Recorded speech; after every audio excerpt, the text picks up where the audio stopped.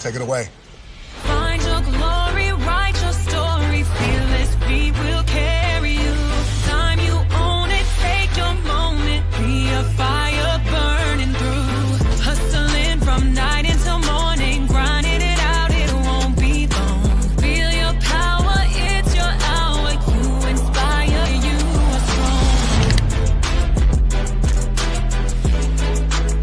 strong. Enjoy your Zola. No applause? You're all fired.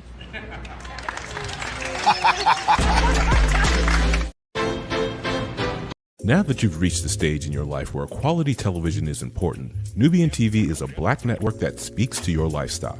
Nubian TV is the world's first digital network devoted to the upscale and political lifestyles of Black people. Nubian TV's programming includes politics, travel, fashion, food, automotive, arts and culture, civil rights, music, and more. Watch now on Amazon Fire TV, Roku, or watch globally at nubiantv.net.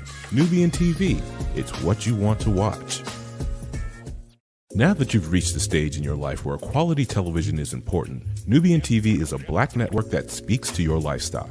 Nubian TV is the world's first digital network devoted to the upscale and political lifestyles of Black people. Nubian TV's programming includes politics, travel, fashion, food, automotive, arts and culture, civil rights, music, and more. Watch now on Amazon Fire TV, Roku, or watch globally at nubiantv.net.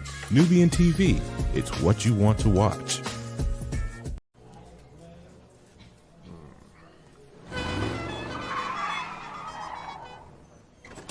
Come with me if you want to live a more delicious life.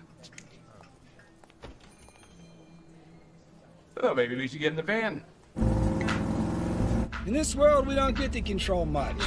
The past, male pattern baldness. Leggies. Got one right now. The urge to pop that bubble wrap. But there is one thing we do get to choose every single day. What we eat.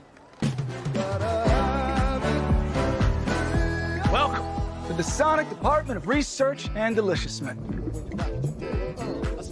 We have everything you want, didn't know you wanted, and some things you didn't know were possible.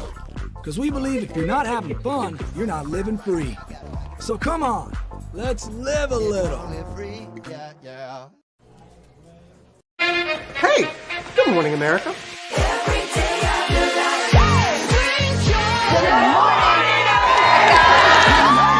Good morning, America. Good morning, America. Good morning, America. Money! Are you ready? They are ready. Covering the biggest events in the country right now. There's a lot going on here. It's always a good time. That's what the show's about. That's good. Really good. Very good. Coming in hot, Jimmy, coming in hot. It's far from elementary. Good morning, America. I'm not going to try to strut like Michael or anything. I have known George a long, long time. Have you ever gotten him to dance? Look at that face.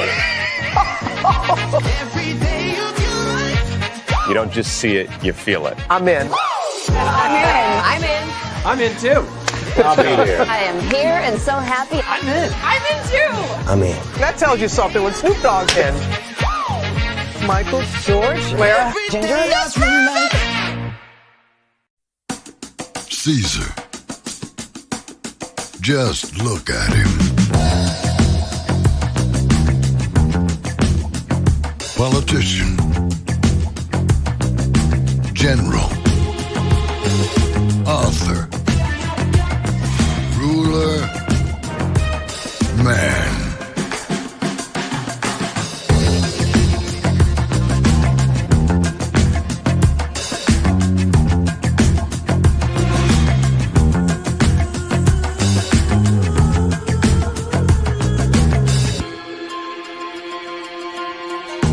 Legend has it, he's not only stared into the belly of the beast, he's had it for dinner.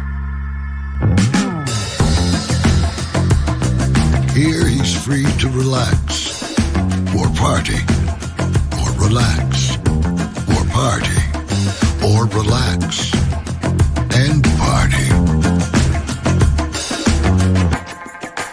His is a world of opulence, excess, and and the occasional impulse buy. Not one to rest on his laurels, he's famous for ushering in a new age of entertainment. So, for anyone seeking a place where the sun never sets on a good time, all this awaits. I am Caesar, and I approve this palace.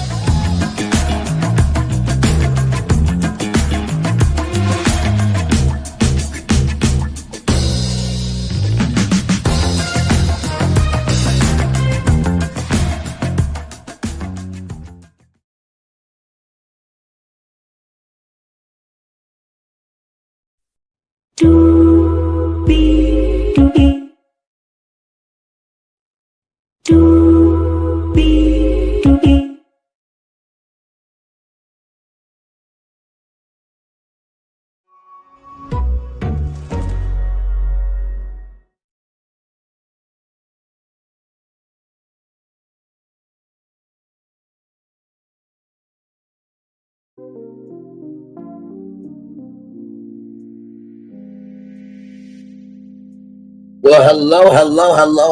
Good.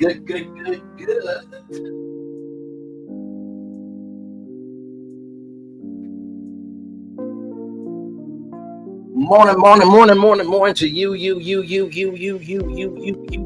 you. Welcome into another edition of Brainley's Virtual Tour Live. Glad to have all of you here in the building with me, y'all. We have a jam-packed tour for you this morning. You see the thumbnail there.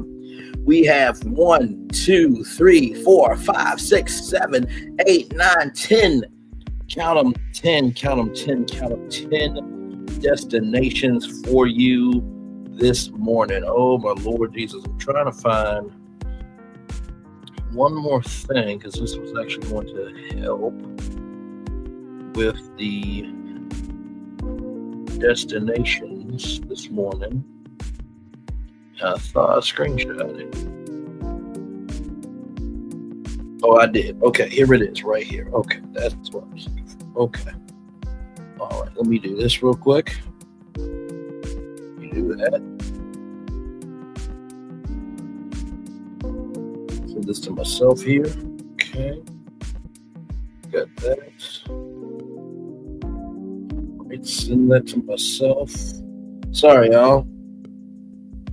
I was like, where is it? Hang on.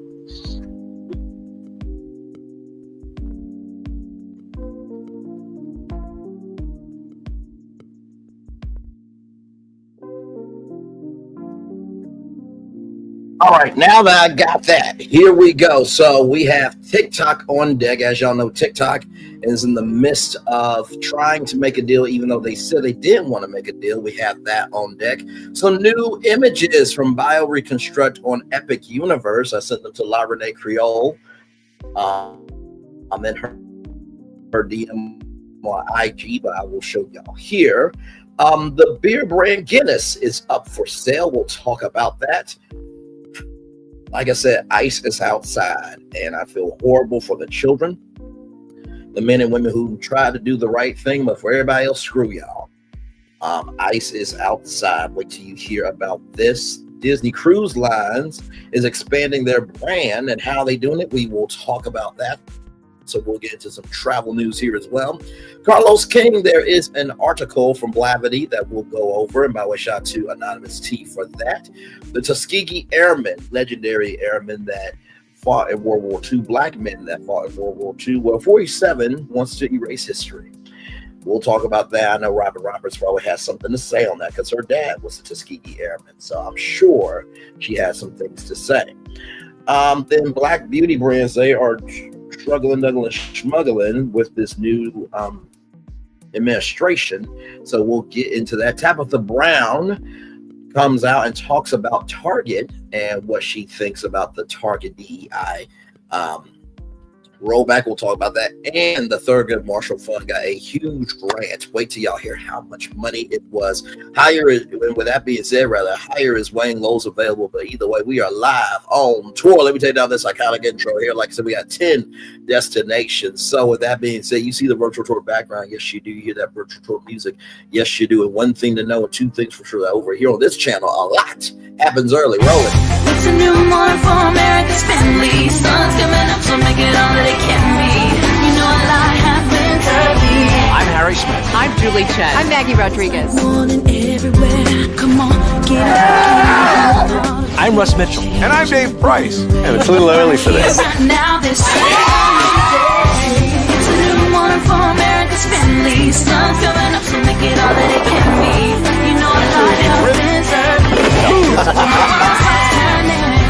Every day's good when you're starting it off right. But whenever you're starting the daylight, a lot happens early.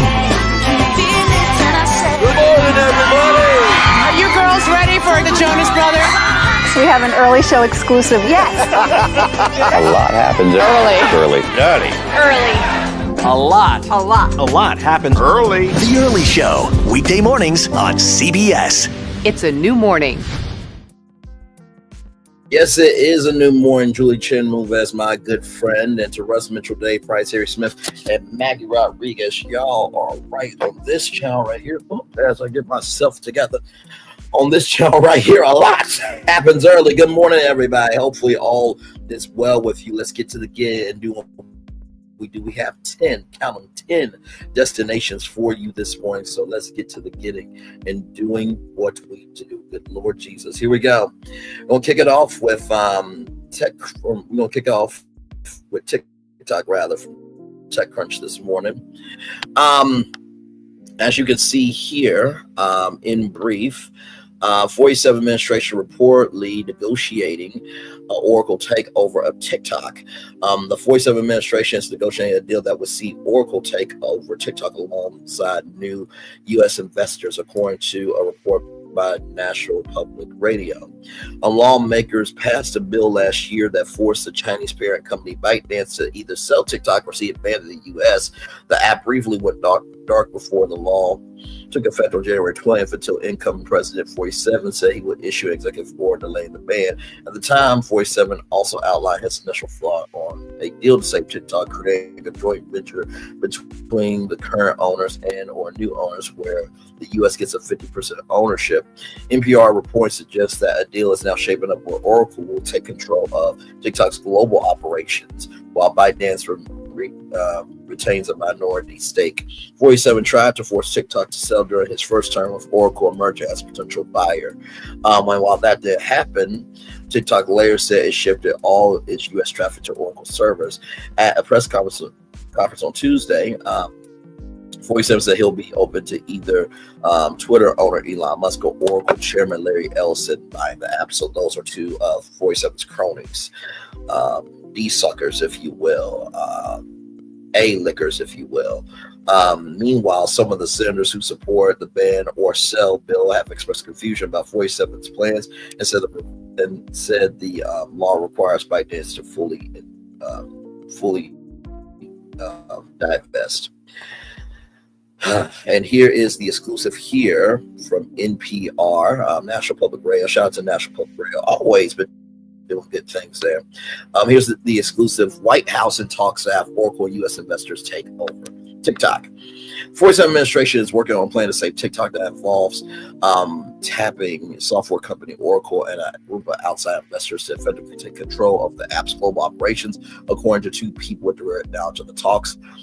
The deal now being negotiated by the White House. TikTok's Chinese-based owner ByteDance will retain a minority stake in the company, but the app's algorithm data collection and software updates will be overseen by Oracle, which already provides the foundation of TikTok's web infrastructure. That would mean American investors will own a majority stake in TikTok, but the terms of the deal could change and are still being hammered out. The goal is for Oracle to effectively monitor, provide oversight with what's going on with TikTok.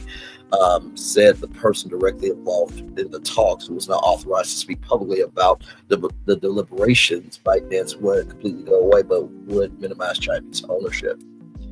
NPR has agreed not to name the sources who are authorized to speak publicly about the confidential talks. Hang on one second, y'all.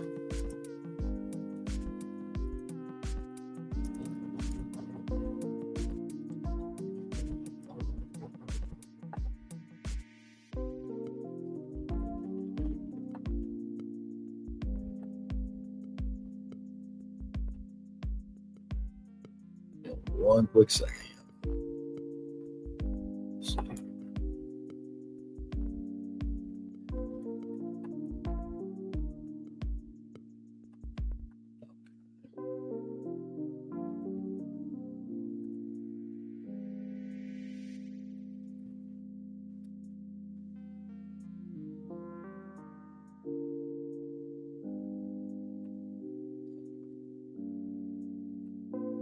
Got it right there. Just want to make sure I got that there.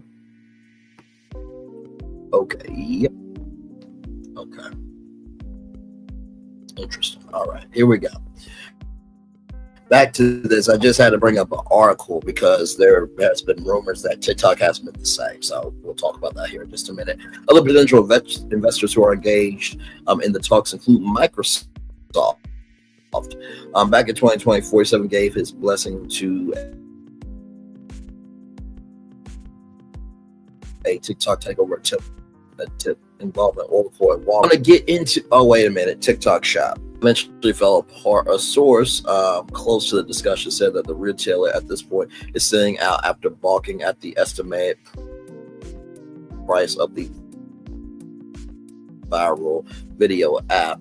Officials from Oracle and the White House held a meeting on Friday about a potential deal. Another meeting has been scheduled for next week. According to the source of multiple discussions, it was that Oracle was interested in a TikTok stake in the tens of billions, but the rest of the deal is in flux.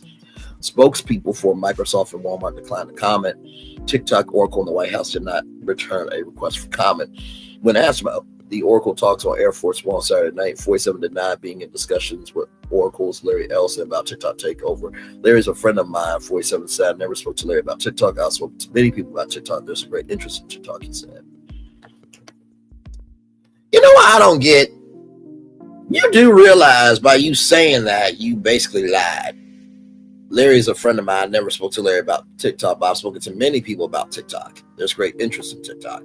So does that mean that you spoke to him? Or did you? Because this is not making any sense. By the way, this is everything that I read right here. But yeah, it's not making any sense to me. It's just no.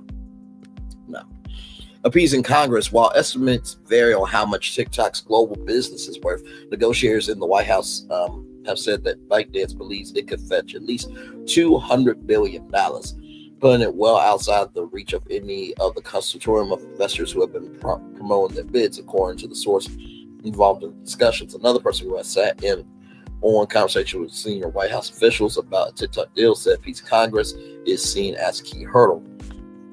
Under a law passed by Congress and upheld by the Supreme Court, TikTok must execute what is known as a qualified divestiture from ByteDance in order to stay in business in the U.S.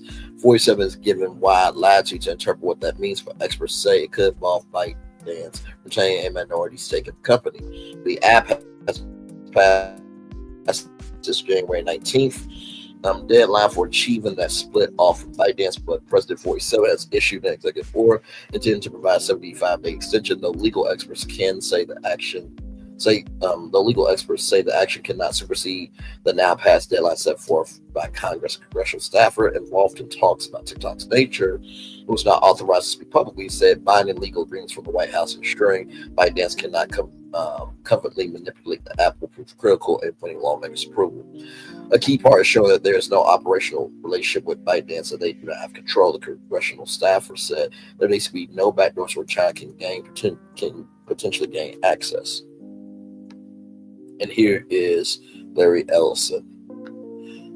Fears about China eliminating all potential ways for Chinese authorities to access TikTok's data and algorithm has been a concern among technology experts for years. The question that has always been difficult to answer is how do you prove a negative? How do you prove the absence of Chinese control of data or data in the algorithm? Said Sarah Cripps, who focuses on technology and foreign policy at the Brookings Institution. You can audit millions of lines of code, but it's really hard to show one way or the other. National security plan that also involved Oracle, also known as Project Texas, which gained momentum during the Biden administration, fell short of guaranteeing TikTok's independence from ByteDance. The staffer noted, but would not elaborate, saying it involves a security vulnerability that could have given China access to the data or data of millions of to the death of American users. The Project Texas proposal eventually collapsed when Biden officials instead chose to get behind a congressional effort to force bike bans to sell TikTok or face a nationwide ban. In April, Congress attached a divestiture ban measure to a foreign aid bill.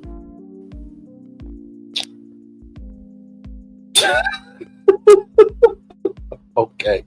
Biden signed the bill and gave ByteDance until January 19th to shed its Chinese owner. We have given them 9 months to figure out a way to sell the congressional staff for said, but instead they decided to fight in court rather than working toward divestiture. Opening up TikTok. One thing is unclear what exactly 47 meant that he said that the U.S. should be entitled to a 50% ownership of TikTok. Some have suggested this means 47 is pushing for a partial nationalization of TikTok, while others have chalked it up to imprecise language for a situation in which American private investors hold a 50% ownership stake in the company. No one seems to know what he means by the 50% equity comments, the source involved in the talk said. And there are some people there standing outside the Supreme Court building in Washington, D.C. Chinese regulators who have for years opposed to the selling of TikTok recently signaled that they would not stand in the way of a TikTok ownership change, saying acquisitions should be independently decided by the enterprises and based on market principles. The statement at first does not seem to say much, but negotiators in the White House believes it indicates that Beijing is not planning to block a deal that gives American investors a majority stake position in the company. Chinese experts have said that Beijing may be interested in approving a TikTok sale as a negotiating tactic to try to win tariff relief in the White House. Meanwhile, Apple and Google still have not returned TikTok to their app stores after the platform went offline for about 14 hours without Apple and Google support. The app is deprived of software updates. It also can be downloaded on Apple devices or found in the Google Play Store. 47's executive order was enough for Oracle and other web infrastructure companies to restore TikTok services, but other companies are not taking a gamble, including Apple and Google. Yeah, I did tell y'all that for anybody who is trying to help, TikTok be around, that web service could be charged $5,000 per user for a grand total $850 million. We covered that in a Variety article here on Virtual Tour Live. Under the TikTok ban law supporting TikTok while it remains under control, ByteDance can lead to hundreds of billions of dollars of fine, a punishment that can be levied a year after 47's term. Oracle just has more confidence in 47's political assurances, said Cripps at Brookings for Apple and Google. Yes, they were invited to the inauguration last week, but where will things stand next week? So here's what I gotta say about this, right? I told y'all that with TikTok, it was not going to be stable, right? When that ban happened, I knew it was going to be more than meets the eye. I did see people were cheering and screaming and celebrating that TikTok was back, but I'm just like, okay, don't y'all think that was a little too quick? Some people thought it was a political play. Some people thought it was a social play. And when 47 said that he put a 75-day ban from, TikTok being sold, and he said he could either sell it or close it, it's just like, y'all don't really understand, right? In his first administration, he wanted TikTok to sell, right? So then he brought it back to be the savior, and now he is... Okay, this is basically an episode of The Apprentice, basically. And not to mention, too, the complexity of technology and foreign policy that's going to be with this is beyond ridiculous. I know Kevin O'Leary from Shark Tank has a bid with somebody. Mr. Beast apparently wants to buy TikTok, which, it's crazy that a YouTuber wants to buy a whole platform. You know what I mean? To get to that level, shout out to Mr. Beast, but my Lord Jesus, I don't know. I do not know.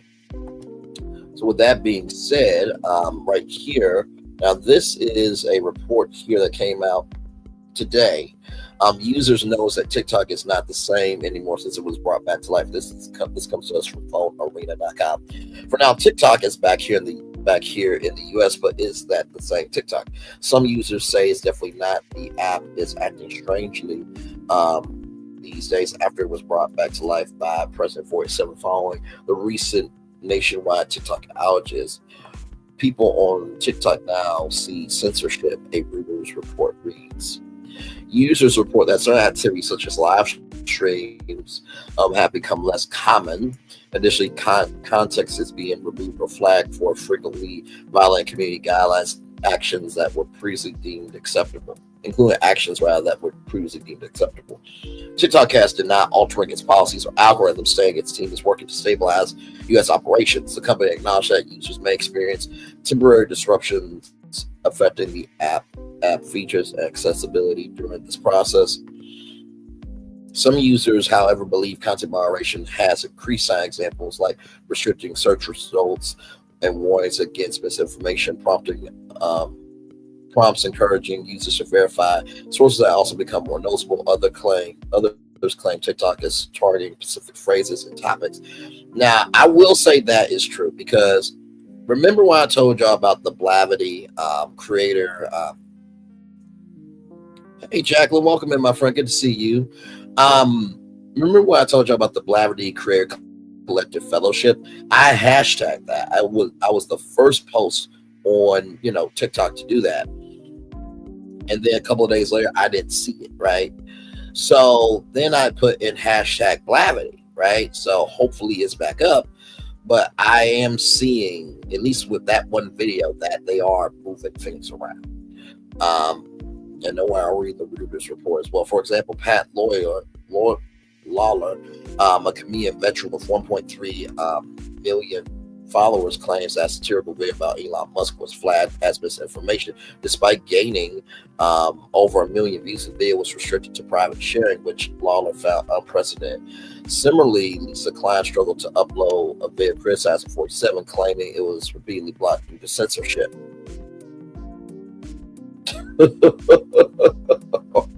God. Next political commentator, Daisha Carter, with 2 million followers, found her account permanently suspended after TikTok's temporary shutdown. She said after TikTok's temporary shutdown, she was told it violated multiple policies, so TikTok did not provide further details. Carter, known for her critiques of tech executives' political influence, described the ban as politically driven. So I'm wondering, will they support the TikTok ban now that they got a taste of their own medicine, or will they adapt? TikTok may be different for some, but people are desperate to use it. Otherwise, some would sell their $450 phones with TikTok installed for $10,000. Yes, it's a crazy world out there. By the way, Phone Arena is a great website if you need any information on, cell phones, reviews, news, anything. It really is a good site. As you can see there, battery, camera scores, reviews, news. And then here is the Reuters report right here. And don't worry, I'll add these links to the description box after. Am I being censored? Some U.S. TikTok users say the app feels different after ban is lifted. This came out 2 days ago, but came out on Phone Arena today. Repost. Okay, here we go. Right here, U.S. users who once saw the app as a haven for free speech said they see signs of censorship after the platform, which is owned by China's ByteDance, was revived by executive order from President 47. TikTok users are noticing a difference in the short video app following its revival after going dark on Saturday under a new law that acted over national security concerns during the Biden administration with bipartisan support that requires it to be sold to a U.S. buyer. 47 has vowed to find a solution with the ban with some bidders in the mix, including people with close relationships to the new Republican president. Users say they are seeing fewer live streams and some activities being removed or flagged at higher rates for violating community guidelines, including for behavior that was previously permitted. Our policy algorithms did not change over the weekend, TikTok said in a statement to Reuters. We are working hard to restore our U.S. operations back to normal and expect some temporary instability as we restore our services, which could impact TikTok's features or users' access to the app.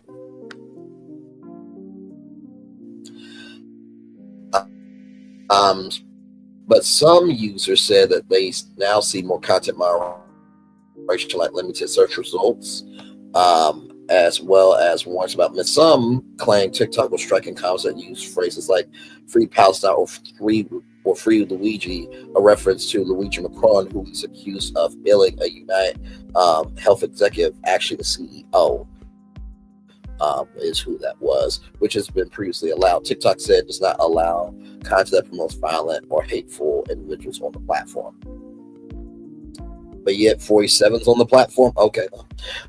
On Monday, 47 signed an executive order that he said aims to restore freedom of speech and censorship, referring specifically to all social media platforms. Comedian, creator, veteran Pat Lawler, 36, said satirical video. He said a satirical video he created in response to billionaire Elon Musk's hand gesture. An inauguration event appears to be some Yahtzee or Yahtzee salute. Not Yahtzee the game, but y'all know what I'm trying to say. Y'all know how YouTube is. Was first tagged as misinformation. Laura was then limited on how widely he could share the video, which garnered over 1 million views. I've never seen this before, and still there. It says sharing is limited to one chat at a time, said Laura, who has 1.3 million followers. 47 on Tuesday said he was open to Musk, who was a close ally, and to help oversee his new initiative on government efficiency, buying TikTok if he wanted to do so. You know how Twitter has gone down to hell? That will be TikTok if Musk buys it.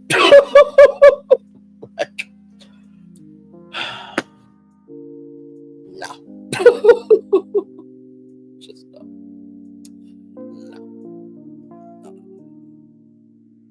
Let's keep reading here. TikTok user Lisa Klein said on Facebook's threads or Instagram threads that she was having issues posting a video to TikTok criticizing 47. I tried to post this 6 times and it wouldn't let me because of censorship. Here's to hoping it works here. Klein said the video referred to 47's response to Episcopal Bishop Murray Elder Board after she asked him at an inauguration prayer service at Washington National Cathedral to show mercy on people who are scared. Yeah, basically 47 didn't like a bishop actually being merciful to people. But yet 47's a Christian though. I love the Bible. It's my favorite book of all time. The scripture of what scripture is my favorite? Like, just stop it. Daisha Carr 27 said her account, which has 2 million followers, was permanently suspended shortly after TikTok went dark on Saturday. She was told it was due to multiple policy violations when she tried to log in after the ban was lifted. This has been very politically targeted. Carter, a political and social commentator who said TikTok won't explain its decision, which it said was final. Her final live stream called out wealthy tech executives for their influence over the presidential campaign in U.S. businesses. I mean, no lies told. I mean, there was a Republican, Vic Ramsey, who was trying to run for Ohio governor, who is an Indian American, who said that, you know, Americans are lazy, but yet he's an Indian American trying to run to be the governor of Ohio. He used TikTok. A lot of Republicans, a lot of Democrats, a lot of people in Washington use TikTok. So it's interesting to me that, you know, Daisha Carter, who has the First Amendment right to say what's on her mind, was calling out wealthy tech executives for their influence, but yet 47 was able to use TikTok. Okay. Ooh, it's the white dastardly, white hypocrisy, and white imagination for me. Others say they're being flagged for comments unrelated to politics, sparking concerns that users are being targeted based on other criteria, including identity or previous content. Adam Ortiz, a data analyst and content creator, says she received strikes for leaving innocuous comments on the videos with a warning that a violation would prevent her from accessing some features. It was so sudden and so random. I thought they were trying to get me out of here. She said Ortiz has since deleted about 15 videos that were pro Vice President Kamala Harris and anti-47.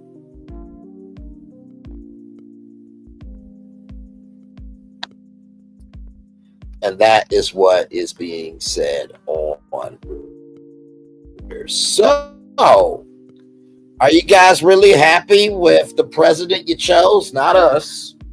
Not everybody who tried to do the right thing. I'm talking about the rest of y'all. Y'all happy about your decision? Because they're saying TikTok. It's not the same anymore. That's what they're saying. Now, Perplexity submits a new bid for TikTok. Perplexity AI has submitted a revised proposal to merge with TikTok, an arrangement that would give the U.S. government up to 50% ownership of the new entity. The Associated Press first report on the new proposal, a source with knowledge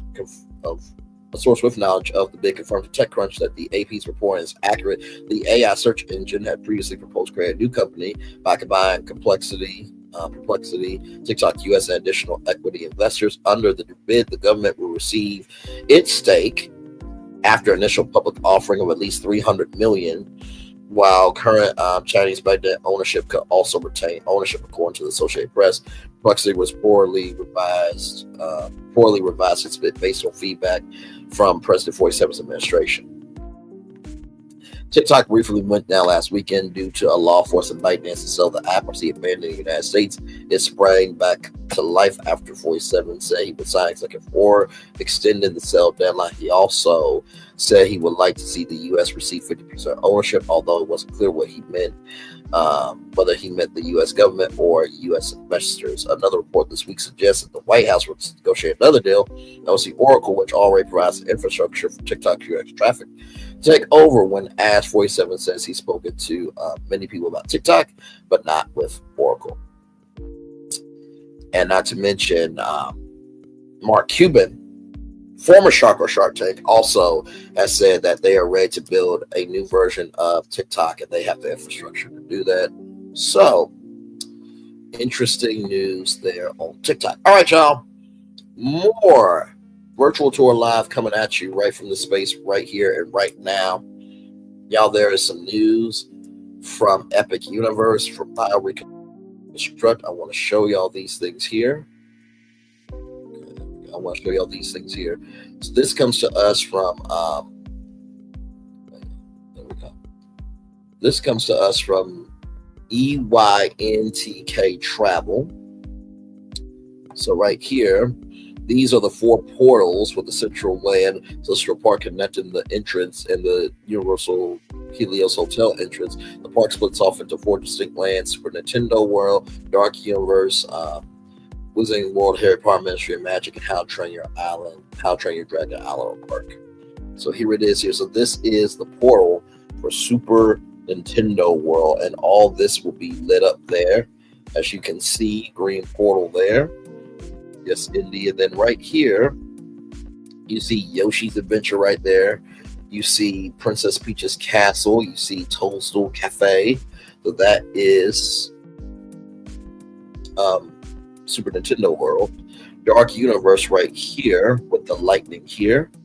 That's a roller coaster right there. 2 rides: Roaming Monster Hunters, Meet and Greet Monsters, Burn Blade Tavern, and Vampire Themed Dining. So here it is here, all lit up. Then right here, the Ministry of Magic. I said to La Renee Creole and Erica that I wish this pillar right here would be all LED, and you can use your wand to make it change colors. I think that would be cool. As you can see here, it has a statement to each world, which is really, really cool.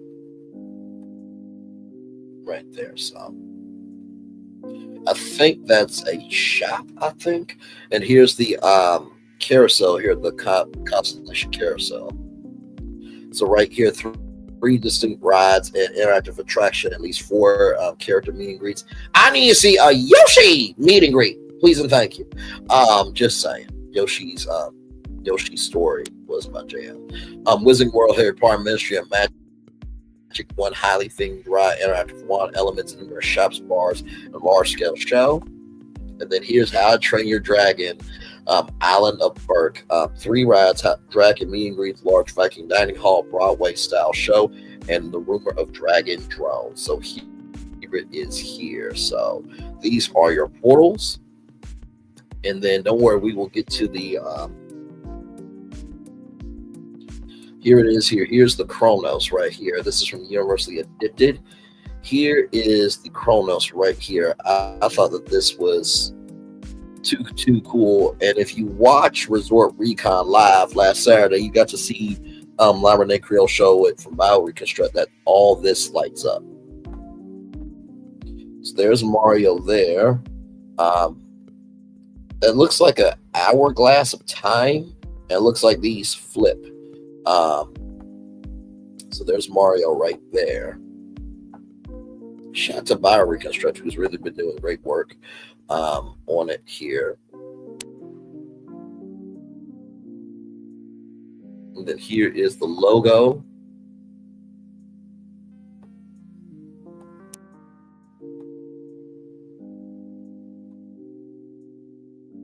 Here's the logo right here. Universal Grand Helios Hotel. And then let me get this up for y'all, because let me tell you something. The hotel looks really good, but when I saw these particular pictures, y'all, I'll tell you right now, it looks so beautiful. These pictures right here from Universally Addicted. This is aerial footage from BioReconstruct of how it looks at night. Now, I'm gonna zoom in here as much as I can. So these are the lighted up steps right here. You'll be able to sit down here, and here are the dancing fountains here. And this is the actual hotel. So that's a bar right there. There's the clock, and this is inside the park. So I'm assuming that over here will be some restaurants. Here is the portal to Dark Universe. Like I said, Constellation Carousel right here. Like, y'all, this is absolutely incredible. Here's another view of it, and all this lights up, y'all. I just thought this was just breathtaking. I really thought this was breathtaking. So it will be coming out May 22nd, 2025. Hey, Aries Girl Podcast. Good to see you, my friend. Yes, indeed. Hey, Bray and Chaff. A few minutes to spend with you all between meetings. Understood. Welcome in. Glad to have you here. Hey, P&T Ross. Good to see you, my friend, as well. So that is the Universal Grand Helios Hotel. If you want more intel on this hotel, just go to this channel. You're already on it. But after this live is over, just type in HELIOS or type in Universal and click the stream that has the Universal Grand Helios Hotel. You'll see this in the thumbnail. You cannot miss it. Click that. We break down the whole hotel for you. Okay. Yes, indeed. So very cool there. And with that being said, let me go ahead and show that Universal Epic Universe commercial.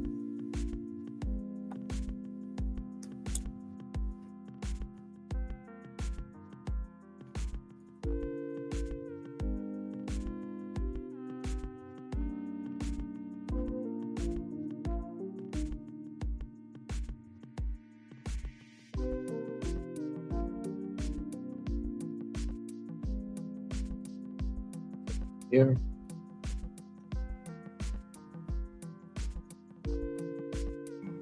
Whoa, what is that? What the heck is that? Ana?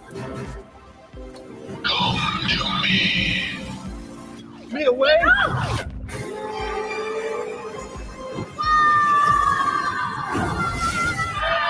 Five immersive worlds. Oh, man.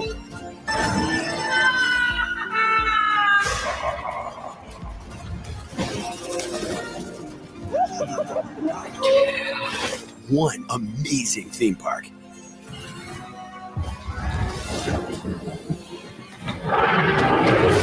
Our universe will never be the same. Never. Yeah? Oh, you gotta see this. Epic Universe, only at Universal Orlando Resort. I know, right? Oh, my Lord. Let me see if I can get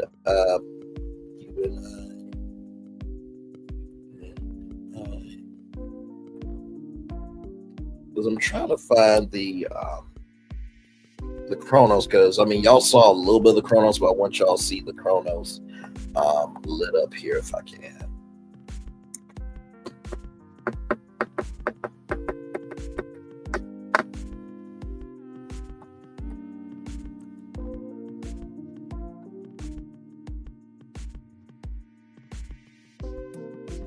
Give me a moment, y'all. Technology is technology. Give me right now. Okay, there we go. E-R-S-E. I think that's how you spell it.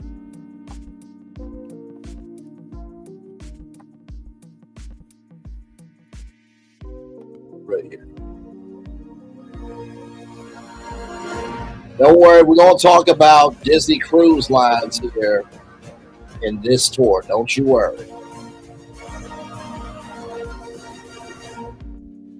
Just a quick Epic Universe update for you guys. We have finally seen the Chronos in action. It spins. This is the first time we've seen movement on it. Last night we caught it lit up, but it wasn't moving. So, you know, I actually was shocked to see it moving today. I didn't even expect it. So hopefully we'll catch it lit up and moving tonight. So make sure you guys are subscribed. But I did want to show you guys because it looks absolutely incredible. It's spinning really fast and really fluid and everything. And I don't know if this might be part of something that happens throughout the day. I don't know. We'll have to see. But here is where it slowed down and stopped. And here is just a real quick clip from last night when it was lit up but not moving.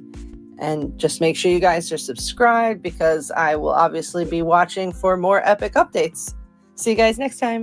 Bye. So here it is here, y'all. Just a little bit more, clear. This is what the Chronos entrance is going to look like here. And all this lights up. Let me see if I can get that Welsh too. See, WESH Welsh 2 Epic Universe.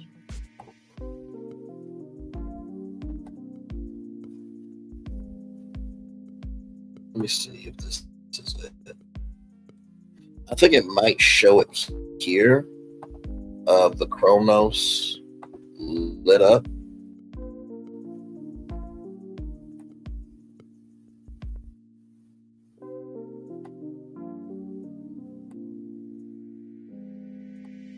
I'm trying to see.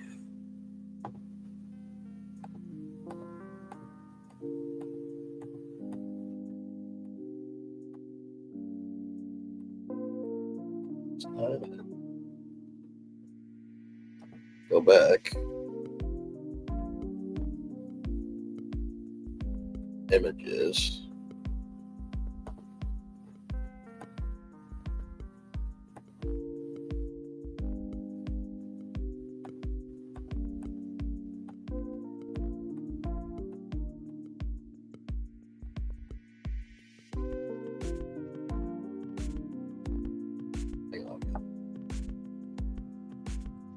Lit up. Okay, here it is here. So this is, thank you very much. See, it just takes a little bit of research, y'all, just a little bit.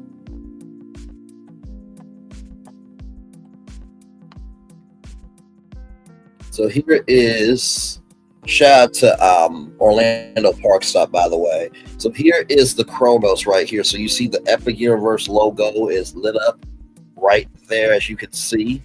So yes, indeed, y'all, it is. Okay, here's nighttime views. Here we go. Here's some video. That's what we're trying to find. Some video, damn it.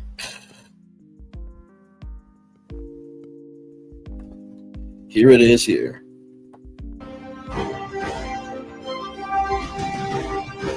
So there you go, right there. As you can see, as I zoom in there is the Chronos.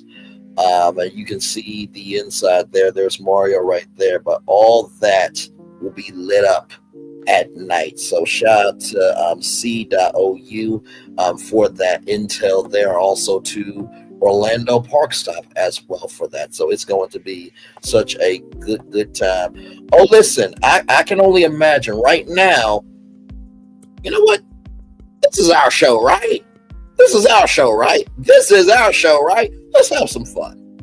So like I said, there was the only thing that you can do right now is multi-day tickets. The ticket packages came out on, I think, October 22nd, I think, if I'm not mistaken. So here it is here. Now, the current ticket options only include multiple days at Universal Studios Florida, Universal Islands of Adventure, and Volcano Bay, plus one separate day at the all new Epic Universe. Now, we covered this on Virtual Tour Live that I think it was the day after, if I'm not mistaken, the day after annual pass holders got the chance to buy one-day tickets. But as it gets closer to time, you will be able to get a single-day ticket. So here it is here. So 3-day ticket, right? So you get 2 days to move freely between Universal or Universal Studios Florida. I keep on calling Universal Orlando, but Universal Studios Florida, Islands of Adventure, Volcano Bay, plus one separate day at Epic Universe. Right here for that ticket per day, $150.67 for adult, $147.34 for a child's ticket.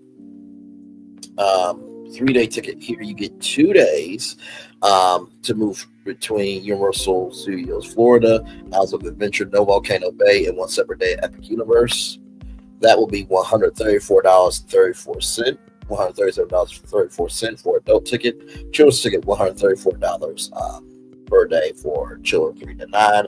Then you have right here 3-day ticket, 1 park per day. So here, 4-day ticket, 4 parks, all 4 parks there. And by the way, to everybody who is covering this shit, would y'all please recognize Volcano Bay as a park? It's not a water park. It is a theme park, and the theme is water. They even say right here, 4 parks. Okay? They say this is their 4th park, which means this is their 3rd park. Please and thank you. Y'all get on my damn nerves with that dumb shit. Ran over. You get to experience 3 parks here. 3 parks here. 3 parks right here, 1 park per day. Shout out to all the theme park content creators, okay? But DFB guy, it is 4 parks. 4 parks. 4 parks. 2 days to visit, 1 park per day. Universal Studios Florida, Islands of Adventure, 1 day at separate day at Epic Universe, $117.33 a day. Children's ticket, $114, 3 to 9 for children. So those are the tickets right there. Then, of course, the higher you go up, right here, as you can see here, 5-day ticket to all 4 parks, so 4 days to move between Universal Studios Florida, Islands of Adventure, Volcano Bay, in 1 separate day. That's $104.40 per day. Children ticket, $102.40 per day there. So it's like I said, it's going to be epic.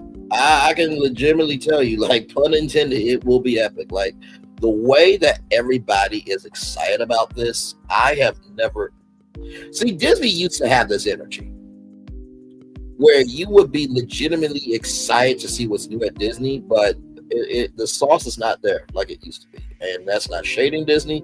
I want Disney to win, but no. And then here it is here, special pass holder opportunity to purchase 1-day data admission to Epic Universe. Purchase a 1-day ticket to Universal purchase a 1-day Universal Epic Universe ticket add-on to visit Universal's Epic Universe before 1-day Universal Epic Universe tickets are available to the public. 1-day data admission is non-transferable. To complete your purchase online, please ensure your pass or passes are already linked in the wallet to your Universal account.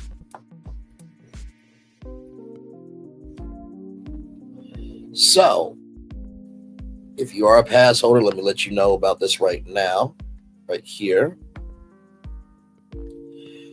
So right here, on sale right now for pass holders only. Limit of 6 tickets per transaction. If you have more than 6 pass holders linked to your account, you will need more than 1 transaction. Ticket prices and availability vary per day. Restrictions apply. Allotment for tickets for all dates, including the weekend grand opening, have all been reserved for pass holders. 1 day admission is not transferable. A current and valid annual or seasonal pass is required at the time of purchase. 1 day Epic Universe ticket is an entitlement that must be linked to current and valid annual season pass at time of purchase. Linked annual pass and photo ID is required for entry at the park. Limit one day Universal Epic Universe ticket per day per pass. Ticket pricing and availability vary per day. Daily pricing is visible within the web store pricing calendar. To see exact ticket price for your preferred day of visitation. Now, I'm not a pass holder, but I'm going to try to see if I can. Should have asked La Renee Creole if she's able to do that. You got to have an account. Okay, I don't have an account, so I can't really tell y'all what it is. Right here, you can get a pass. Now, I don't know if you get a pass, that means you're able to get a pass after that, right? Right here, but here are the steps here. I think it's a 3-step process. To purchase your 1 day date admission to Epic Universe Online, you will need your pass will need to be activated. Passes are activated after the first time you use it at Orlando theme park entrance. You will need to visit Universal Orlando before purchasing your pass holder 1 day admission. By the way, shout out to the Black family in the passes. Okay, shout out to that. All smiles there. Shout out to the annual pass holder Black family in this picture. Thank you very much. Appreciate you. Link your pass to your Universal account. Not linked yet. Get started here to get to the full benefits of your annual season pass. Make sure you're signed up for emails under communication preferences so you don't miss anything. And then here's what it will look like here. You will go to your wallet right here. Hang on, you'll go to your wallet. Hang on, let me zoom out. There you go. You'll go to your wallet right there. And then you'll click link ticket. You'll click link ticket right there. Work with me now against me, please. I'm trying to help the people. Can we pull this up as a separate tab? Yeah, that's what we're going to do. Y'all not going to frustrate me at this point. But right here, click link ticket right there. And then right here is your ID for you to enter in what you need to do. Number 3, verify your account setup. When passes are successfully linked, you will see the single day admission in my account. Within 10 minutes, I'll take you to the store to purchase 1 day Universal Epic Universe add-on tickets for pass holders. And right there. So that is that on that. And then of course they do have vacation packages here. Why should you get a vacation package? Best price guarantee. We'll guarantee you will get the best price for booking through us. Early park admission brings into one of our theme parks up to an hour early. Valid theme park admission requires select attractions for Epic Universe. Now you will get this admission, right? So if you get a multi-day ticket and you're staying at a Universal hotel, you will get early access to Epic Universe, but you'll only be able to ride Mario Kart Bowser's Challenge. You'll be able to do Minecraft Madness, Yoshi's Adventure, and Starlight Racers. So when they say select attractions, it's only for the attractions they allow you to open. But I promise you, if they don't do if they don't do extra epic hours, I promise you, they will. Now, this is something right here. Now, this is cool. Up to a $1,000 dining car in select hotel ticket packages. The dining experiences of Universal Orlando Resort are award-winning, from Universal City Walk to in-park dining options to the incredible offerings at the resorts at all the hotels. Universal is known for its amazing food and drinks, and now they're even tastier with this vacation package. When to go?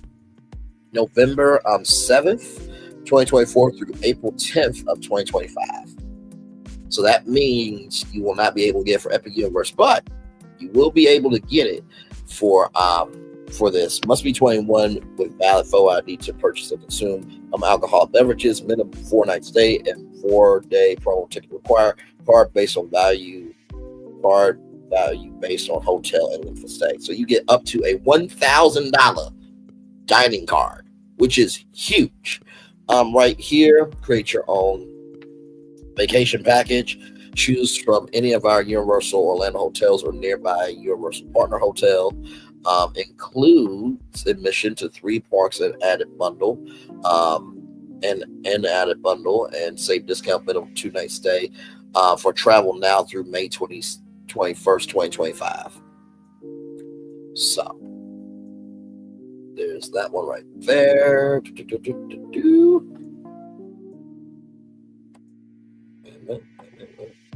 Where am I?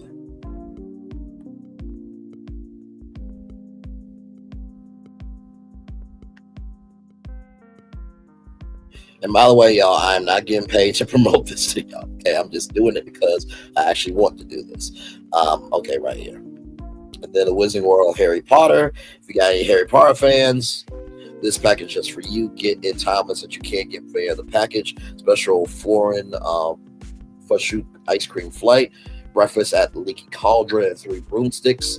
1 person per location. Priority reservations and magical album from Shutterbuds Photography Studio. Purchase now through April 9th, 2025. When to go now through May 21st, 2025. Annual pass vacation package. So annual or season pass included with your package. Special pass holder hotel room discounts automatically apply. So you can get that now through May 20th, 2025. Now when to go now to May 21st, 2025. So when to purchase now to May 20th, and then when to go up to May 21st. And then right here is the Epic Universe package. Includes admission to 3 parks plus 1 day Universal Epic Universe ticket, and added bundle, save discount minimum 2 night stay for May 22nd, 2025 to December 31st, 2025. So you can purchase it now. To December 10th, 2025, and when to go May 22nd, 2025 to December 31st, 2025. And then right here, okay, that's the same thing there. And then here is the Universal Partner Hotels.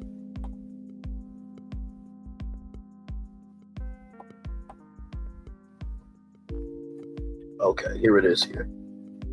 So if you don't know what these are right here, you can get discounts on merchandise at select theme park locations, discounts on food and non-alcoholic beverages at select Universal City Walk and theme park locations, and scheduled transportation at Universal Orlando Park. So if you want to stay off-site, that, helps your vacation out a little bit more, you can absolutely do that. And then here are the partner hotels here.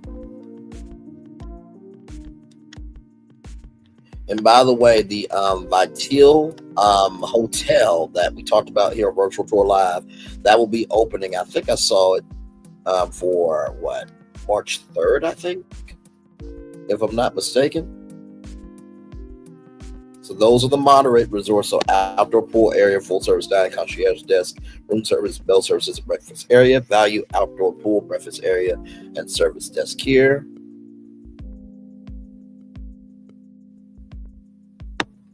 So here are all the value resorts right here.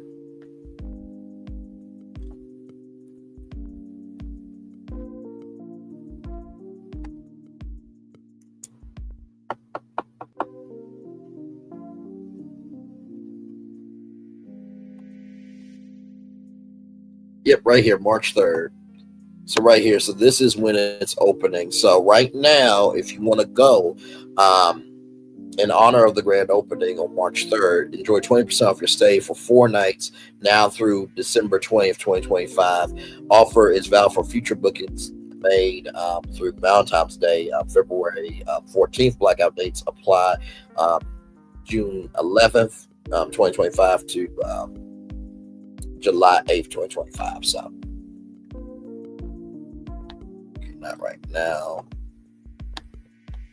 So you got 4-bedroom villa, 5-bedroom, 6-bedroom, 6, 7, and 9-bedroom estate. So, and this is a great way too if you're having a lot of people and you guys want to be able to have your own spot away from the parks and all that stuff. You can still do it right here. But like I said, if you're staying on property, okay, you'll get that hour early park entry as well. And like I said, Universal's not paying me to do this, okay? And right here you also get a free 5x7 souvenir photograph. Now, this is the $1,000 food and beverage card, up to $1,000 rather. So here it is here.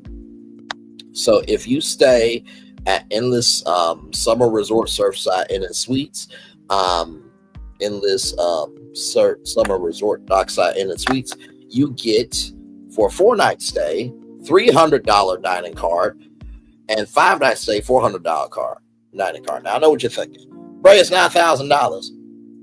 It is $300 to $400 of free dining. Okay. And then right here, same. Now it goes up a little bit for the Stella Nova Resort, which just opened up. La Renee Creole was there. The Terra Luna Resort will open up on March 25th. For a 4-night stay, you get a $400 dining card. For a 5-night plus stay, you get a $500 dining card. And that's a Value Plus resort. So the rooms go for about $130 a night. So you get about $700 for a hotel room, and $500 that offsets all that.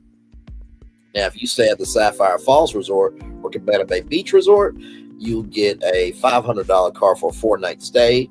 5+ night stay, you get a $600 dining card. And then right here, this is the big kahuna if you can afford it, though. Okay. Lowe's Portfolio Bay Hotel, Hard Rock Hotel, and Lowe's Royal Pacific Resort. 4-night stay, $800 dining card. 5-night stay plus $1,000 dining card. But literally, if you get these hotels here, which is like Value Plus Value Resorts, you get at least bare minimum a $300 dining card. Okay. Y'all do what you want to do. I'm just trying to help y'all. Okay. Hey, Black women in the building. Good to see you, my friend. Glad to have you here. So that is everything you need to know as of right now for Epic Universe. Now, I'm going to drop this in the chat because maybe you might be thinking about vacation. Now, that $1,000 dining card does have a limit in terms of when you can get it. Okay. So sell and soon buy now through February 12th, 2025. So not telling y'all what to do, but you can get up to $1,000 for food and beverage. Okay. Plus early park admission to the Wizarding World Harry Park and Volcano Bay up to 1 hour before the park opens. Attractions, commonly transportation to the theme parks and Universal City Walk. Falling tickets on this package will be 3 park to park for Universal Studios Florida, Islands of Adventure, Volcano Bay on the same day, or park to park Universal Florida and Islands of Adventure. Now, I'm just say this: if you are getting if you're getting $300 for dining, or if you stay at Stella Nova or Cabana Bay Beach Resort and you're going to be there for 7 days, I would honestly just get this right here. I really would. I would get the 3-part park to park, because Volcano Bay is a whole theme park and the theme is on water. So imagine after you're running around Universal Studios Florida, Islands of Adventure, you're tired, this, that, and the third. You want to go back to the pool, sure, but Volcano Bay, it is basically water. So you will get to be relaxed all day long. So I will go with a 3-part to park, but hey, also do what works for you. So there it is there. Universal, if you need me, I'm available as a full-time hire. Okay. Just saying. All right. So with that being said, let's roll on, y'all. More Virtual Tour Live coming at you right from this space right here and right now. This story kind of surprised me a little bit. This destination, rather, kind of surprised me a little bit. Diageo, exploring potential spinoff or sale of Guinness. This was surprising to me. Bloomberg News reports. Diageo, the world's top spirit maker, is exploring a potential spinoff or sale of beer brand Guinness and renewing its stake in LVMH drinks unit Monday Hennessy. By the way, that drinks unit also created Sir David's whiskey, Beyonce's whiskey, in case you did not know. Bloomberg News report Friday, citing people familiar with the matter. The news about potential sale of the beer label, a star performer Diageo's portfolio, helped lift Diageo shares almost 4% higher, become the top percentage gainer on the blue chip index. However, some analysts and one source familiar with the situation said a Guinness sale right now did not make sense. Diageo declined to comment on market speculation. LVMH declined to comment. Guinness is an outliner in Diageo's business, which mostly consists of spirits rather than beer, but its performance recently has outshone that of key liquor brands, liquor labels like Johnny Walker whiskey. Spirit sales have struggled as a post-pandemic boom in demand for pricey bottles liquor went into reverse. Meanwhile, Guinness sales have grown by double digits every year since 2021, with its zero alcohol version also surging. Now, I did hear that the 0% alcohol version is really good. I have it at my job, and that zero alcohol, it's $1 billion industry. The ready-to-drink division is $1 billion industry, because when COVID happened, everybody was like, okay, well, we can't go out, so now we got to do canned margaritas and everything else. But that is still increasing because of the flexibility and versatility of flavors, and experimentation of what you can do. Its recent success could make Guinness an attractive asset. It would likely be valued at above $10 billion. Bloomberg report, citing the sources. Diageo's liquor brands also offer a higher margin, and generally drinkers in developed markets are shifting away from beer towards spirits-based drinks like cocktails, like I told y'all. But at the same time, Guinness' success also left analysts like Lawrence Wyatt at Barclays wondering why Diageo would want to sell it. I would be very surprised if Diageo wanted to sell Guinness.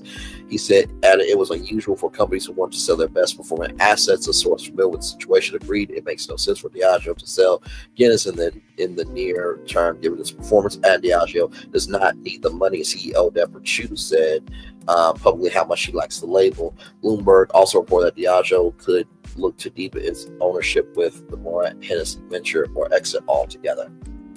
Here's the thing, right? Oh, my bad. More right here. And I know earlier Friday, Bernstein analyst Trevor Sterling said Diageo taking full control of the LVH wine spirits division would likely necessitate a very reluctant disposal of beer Guinness. So here's how I feel about it, right? To me, I feel that at this point in time, because I keep up with everything, bevnet.com and Brewbound are some of my sources there. Of course, beverage, what's it called? Beverage industry and BEV. Yeah, beverage industry, and also to Beverage Daily. I keep up with those as well. To me, when it comes to this, I just feel right now with a new administration and a so-called president who's a convicted felon who can basically do whatever he wants to do, I would try to keep every asset in the arsenal until it's necessary, right? That's just commonsensically that's what I would do. And Guinness is a really big brand. It's from Dublin, green Guinness as well. And it's a lot of culture capital with that as well. But also too, I don't get why you would sell it. Like when you see that logo, it's a Guinness. Like that's one of the most recognized beers in the world. And not to mention too, the CEO has talked about how much that she likes the brand publicly. Like, why sell it? That doesn't make any sense to me. Anyway. All right, y'all, more Virtual Tour Live coming at you right from this space right here, right now. Now, y'all, This comes to us from Axios. Now, I'm going to say this before we get started. I am sorry to the children and to the men and women that try to do the right thing. But to the rest of y'all who voted for this shit, screw y'all. Okay? And that don't mean screw the children because the children are innocent. That don't mean screw the women and the men because there are innocent people who, although they might and here's the thing too. We got to think about, imagine you not being able to go get an education, you being piled down for it because you're speaking out on something that matters to you. And, you know, forced marriage, right? Arranged marriages, right? There's so many social issues that people just want to be free. And so, even though those people have entered into the country illegally, some and some legally, and by the way, there's a form that, you know, not just expedite, but allow, you know, people to sign into the country. 47 has shut that down as well. But here's the thing. I would rather have illegal immigrants in the country that are trying to pay their debt to society and do the right thing than a fucking convicted felon, racist, and everything in between being the president. And what of it? ICE arrests 956 in one day as 47 administration immigration crackdown ramps up. And there it is there. Lord Jesus. President 47's board SAR, Tom Hallman, and other top officials oversaw immigration enforcement efforts in Chicago on Sunday as ICE officials announced 956 arrests in one day on Sunday. Why it matters: the largest number of single-day arrests announced by Immigration and Customs Enforcement under 47 since he took office last Monday and declared a national emergency on the U.S.-Mexico border is a clear sign that his administration is stepping up efforts to crack down on undocumented immigrants. By comparison, an ICE report shows the average number of daily arrests of non-citizens with criminal convictions or pending charges in the fiscal year that ended September 30th was 310.7. Stay in play. U.S. Immigration and Customs Enforcement, along with federal partners, including FBI, ATF, DEA, CPB, and the U.S. Marshal Service, began conducting enhanced target operations in Chicago per a post to ICE website Sunday. The goal is to enforce U.S. immigration law and preserve public safety and national security by keeping potentially dangerous criminal aliens out of our communities. You got the biggest criminal in Washington, D.C. Really? Like you just had Pete Hesh, whatever the damn his name is, with sexual assault allegations. And J.D. Vance gave a thumbs up for that in Washington. Really? Like Matt Gaetz had intercourse with an underage teenager? But yet y'all cracking down on legal immigrants though. Okay. Like I said, I'm covering this from a social point of view of right is right, wrong is wrong. I'm gonna let all the political commentators do what they do. We're doing it socially over here. The DEA Chicago was assisting the Department of Human Services and other federal law enforcement partners with their immigration enforcement efforts per post to Twitter that featured images of Hoffman acting Deputy General Emily Hoff. So there it is. What they're saying, Hoffman told ABC News this week, early Sunday, that arrest and deportation numbers will steadily increase right now. Right now is concentrating on public safety threats, national security threats, and that's a small population. Chicago Mayor Brandon Johnson said on Twitter the city's police were not involved in the federal enforcement efforts and emphasized that Chicagoans should know their constitutional rights. Hours after being sworn in as president for the second time, 47 had signed executive orders to rework U.S. immigration policy. This includes sending troops to the southern border and permit immigration raids on churches and schools to arrest undocumented immigrants. So a child will be taken out of a school, and as somebody is trying to find safety in their religion,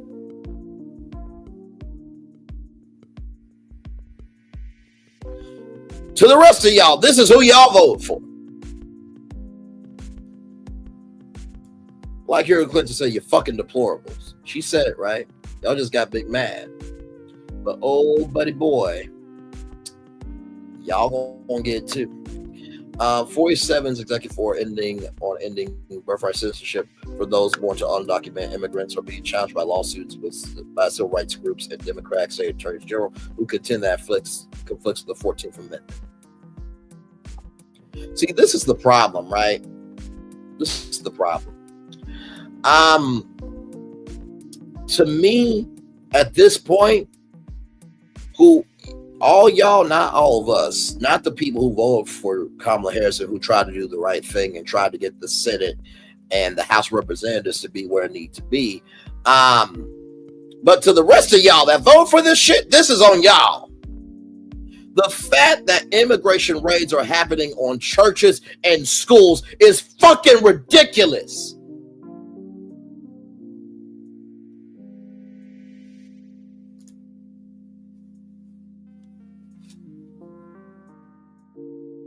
But let be your child being dragged out of a school. Let be your mom and dad being dragged out of a church. But y'all think this is cool though? To everybody who, no, hey, listen, CEO Finance Queen, listen, no, you're good, gorgeous, you're good. This is at a point in time where I'm saying what needs to be said. And you also stand up and say what needs to be said too. So you are right on time. You know the range of stories we do over here. So you're fine. You are fine. So you can stay up behind right here. You are good. Glad to have you here, gorgeous. Braylon Ice is very active in New Jersey. This week now the certain immigration groups want the Black Americans to protest and march with them. It won't be. Stand. Sharon, it's Black Girl Day off for me for the next 4 years, unless it concerns me or mine. Understood. Well, we're about to talk about Disney next, like literally in just like seconds. So just stay right here. We're about to get done right here. What? No. Well, come on then. Listen, this is our show. This is our show. So if you got some exciting news, come on. Come on, I'll add to the destination roadmap. Come on up. But that's basically it, y'all. Like, shout out to the children, men and women that try to do the right thing. But to the rest of y'all that vote for this shit, this is y'all fault that this is happening. And with that being said, CEO Finance Queen has some exciting news, so we are waiting on her with that. So I will take this down. So yeah. Like I said, I don't play about this show. Like, here's the thing, right? When I say you never know what happens when we go live on tour, I really mean that. So, for example, I think it was Divine Virtuous Woman. She told us about that school powering that happened in Georgia, and we added to the show. So, yeah, this is our show. Like, it's not just me. So, we're waiting. I'm leaving this comment up right here.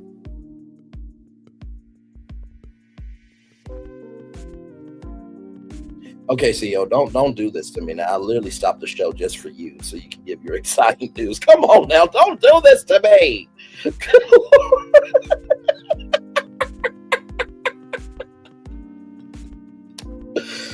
Oh my Lord Jesus! Like, comment, share, subscribe, everybody. We are live on tour. Glad to have all you here. Some people in the building. Like, comment, share, subscribe. We kicked off the show with TikTok. There is potentially a deal happening in Washington, D.C. to see if the U.S. will get a 50% ownership, although no one really knows what 47 meant by that. Epic Universe, we looked at some images of the Grand Helios Hotel, the portals, and also, too,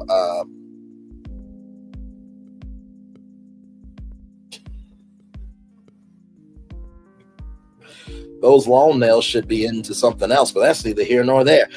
Moving on. Listen.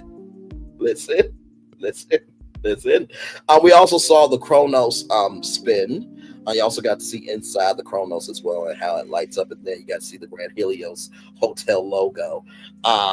Aries Go Podcast, all that, 100% Target. I was typing, sir. My fingers are long. Chill, sir. Anyway, in the words of Jack Frost from the Escape Clause, I invented chill. Anywho, I stumbled upon a client who works for the city of Huntsville. He knows Martell. Ooh. Moving on. I'm about to go find Sassy. First of all, Sassy is at work. Let her work. Okay?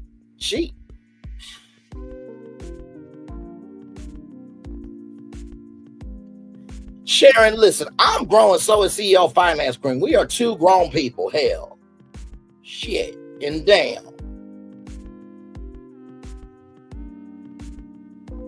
Just trying to make time for you. That's all. Hell.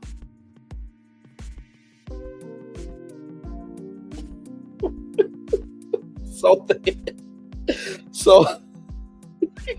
no, she does not. She is working with veterans and trying to make sure they are okay. That is important work right now.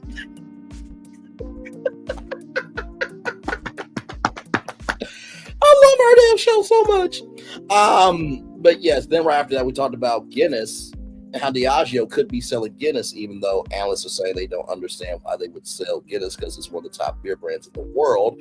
And we just talked about the ICE raids. Over 900 raids have happened. 956 raid arrests happened in Chicago. So yes, indeed. And then CEO Finance Queen gave her wonderful news. She stumbled upon a client who works for the city of Huntsville. He knows Martell. Just DM me. Please and thank you. By the way, y'all, since we are taking a bit of a break here, y'all know we always love promoting good people. So I will take this time out, do that right now. Kind of give us a respite. Oh, you also got to see the Chronos light up. Going back to Epic Universe, you got to see the Chronos light up. You got to see that portal. These will give me one memento.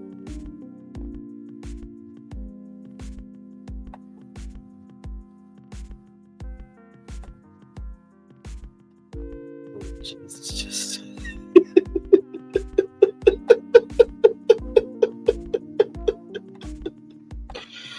all right, y'all. So here it is here. So this is CEO Finance Queen's amazing organization here.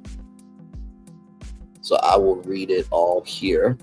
Right here, our vision is to create lasting economic development and empowerment by equipping single-parent families and at-risk youth, aging out, foster care, juvenile detention, and individuals living in inner disadvantaged communities with knowledge, skills, and resources they need to break free from the cycles of adversity. Our mission, the mission of Branch International, is to empower individuals and families in need with the tools, with the tools to meet the need of economic equity, emphasizing the provision of providing wraparound services to include integrated health services, affordable housing, workforce development, hunger relief, community outreach, and financial literacy. How we serve, Branch International's goal is to unite clients facing hard cycles of adversity, of financial hardship, substance abuse related issues, violent homelessness, domestic violence, unemployment, trauma, and engage them in a safe community environment, uniting them by engaging and assessing the needs by peer support professionals, creating a step-by-step plan to assist our clients to obtain their goals of financial education, housing, security, job placement, business startup, affordable housing, integrated health services, and basic necessities, empower our clients with the tools, skills, and confidence through effective community outreach, peer support, domestic violence, safety prevention, trauma-informed care. But they also will enforce with great information as well, y'all. Financial literacy, education, vocal training programs, hunger relief, access to mental health resources, community resources, releasing our clients upon graduation into economically stronger communities to be local, national, productive local citizens. Our goal is to give everyone a sense of pride and dignity while reassuring a hope for their future. So here it is here.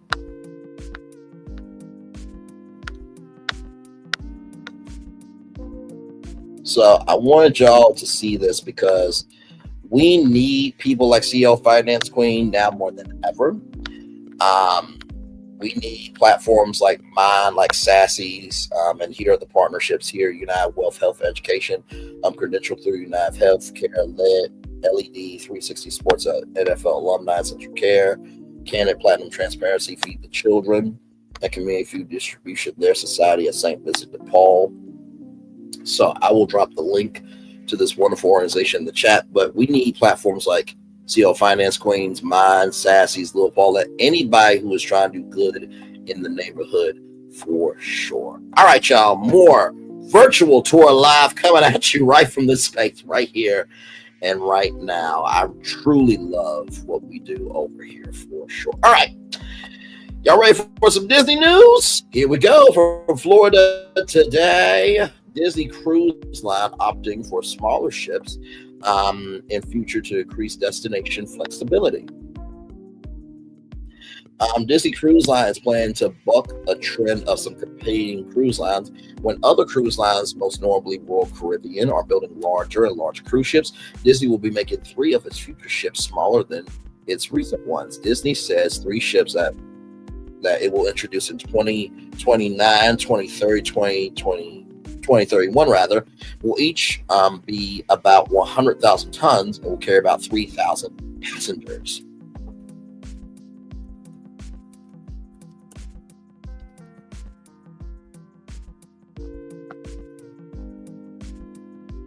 So here it is here, y'all. So this is the best comparison I can say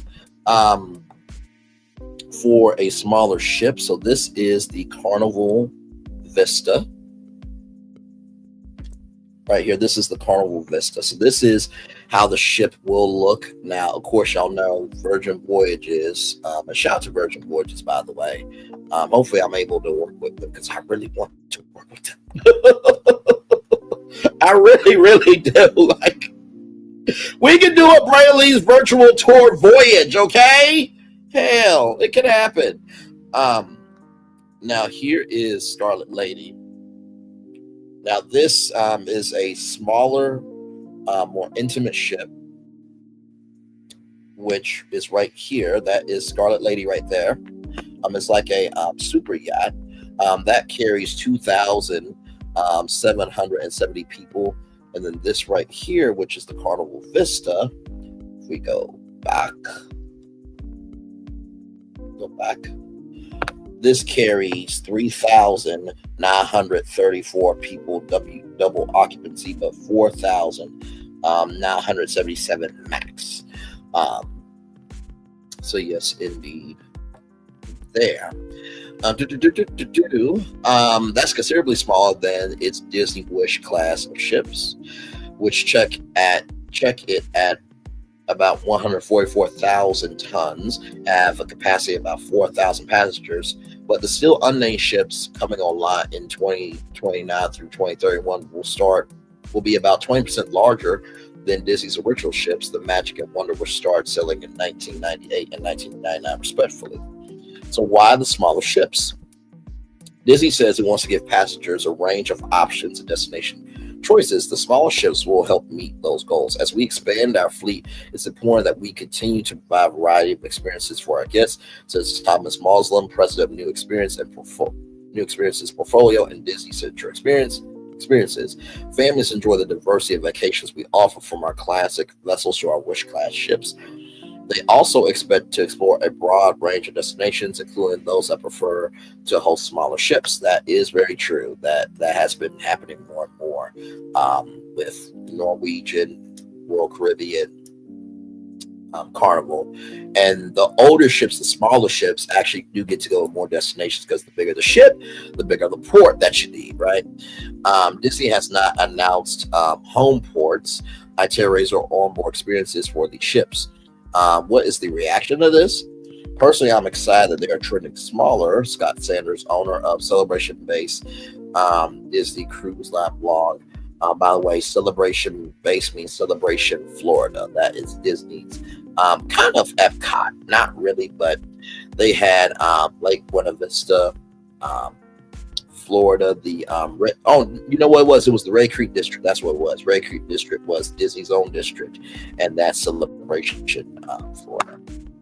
By the way, this blog, which is not affiliated with Disney itself, Sanders said it will allow Disney to dock at more varied ports and give the ships a more intimate feel compared with ships that carry more than 5,000 passengers. As a passenger, it's great. Additionally, Sanders noted that some followers of his blogs are speculating that the new ships will enable Disney to retire the Magic and Wonder, which has been selling more than 25 years. Sanders said, while Disney has not indicated this will not happen anytime soon, once a ship hits ferry, decisions are made about its future.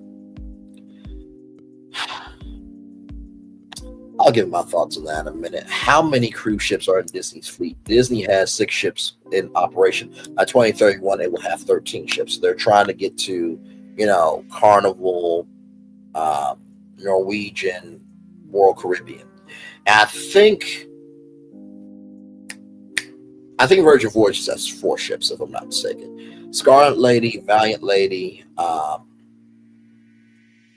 I gotta look them up because I know the first 2. Let's see here.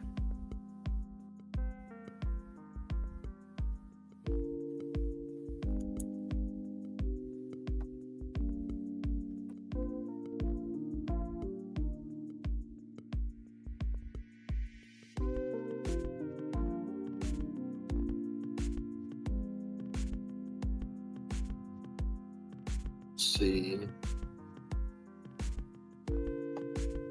Hang on.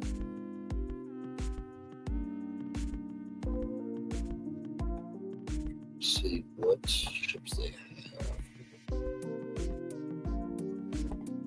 How many ships do? Oh, there it is. They knew before I knew it. There we go. Yeah, I was about to say they got 4 ships. So Scarlet Lady, Valiant Lady, Resilient Lady, and then Brilliant Lady, the 4th and final ship in the fleet, which is scheduled to launch in 2025. Really? The final ship in the fleet? Really though?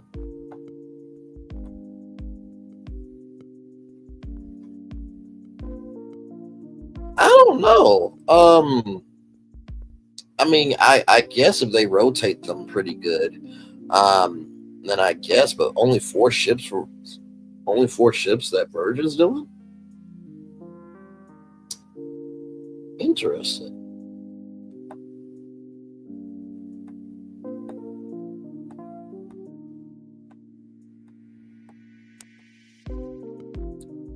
Interesting.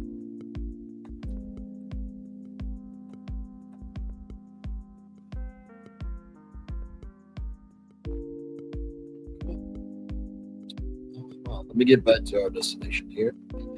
Right here. So what are Disney's current ships in addition to the Magic and Wonder? Disney's current ships are the Dream, which starts selling in 2011, Fantasy 2012, Wish 2022, and Treasure 2024. Which of them are based at Port Canaveral? Port Canaveral is basically cruise line central. So if you ever go on a cruise, that is where you're going to go. Now, of course, they do have Galveston, Texas. I think Norwegian has Philadelphia. Norfolk, I think, is a port. I think New Jersey is a port. You can cruise on the west coast of Los Angeles, but most cruise ships will be sailing from Port Canaveral in Florida. Disney Fantasy, 5 to 4 day sailings departing on Sundays, Wednesdays, and Fridays. Disney Treasure, 7 day sailings departing on Saturdays. Disney Wish, 4 to 3 day sailings departing on Mondays and Fridays. What other ships is Disney bringing to service? The Disney Venture, which will home port in Singapore, is scheduled to set sail in late 2025. The Disney Destiny will home port at Port Everglades and Fort Lauderdale, entering service this year. It will be a sister ship to the Wish and Treasure. In addition, another ship in that Wish class will start sailing in 2027.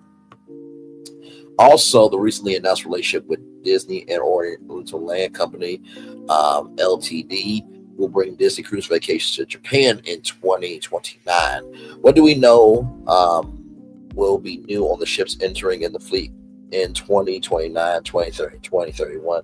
Disney said the 3 vessels in its new ship class will feature industry-leading technology and design to expand Disney Cruise Line's global reach and support its environmental goals.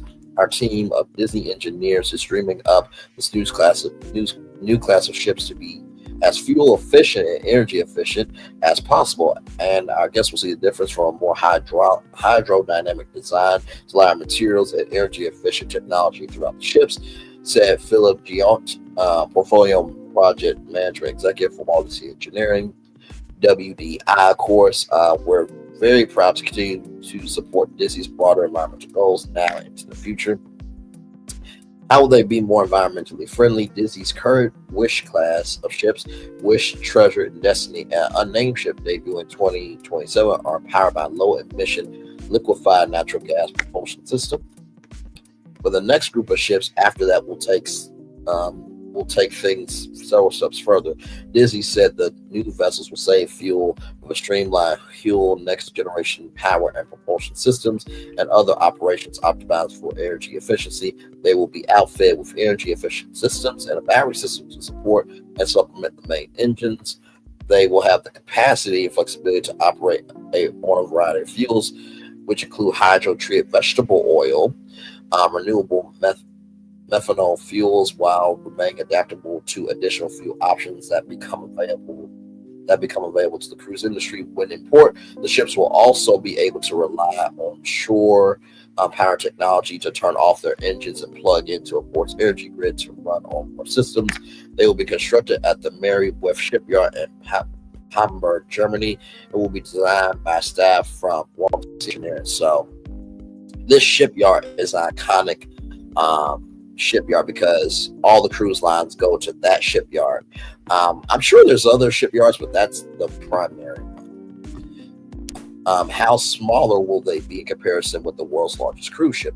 At about 144,000 tons, with a capacity of 4,000 passengers, they will be significantly smaller than the Royal Caribbean Star of the Seas, which will be the world's largest cruise ship, where it debuts in August at Port Canaveral. The Star of the Seas will weigh 248,663 tons and will have capacity of about 7,600 passengers. Woo! Jesus. So what do I think about this? I think that Disney expanding into cruising makes a lot of sense. Cruising is very trending right now. The flexibility in being able to travel to so many places at one time and you're not stagnant in one location. But also, too, I do think the smaller ships will be able to make, hopefully, some of the prices go down because usually the older ships usually have decent prices. And then, with the two ships,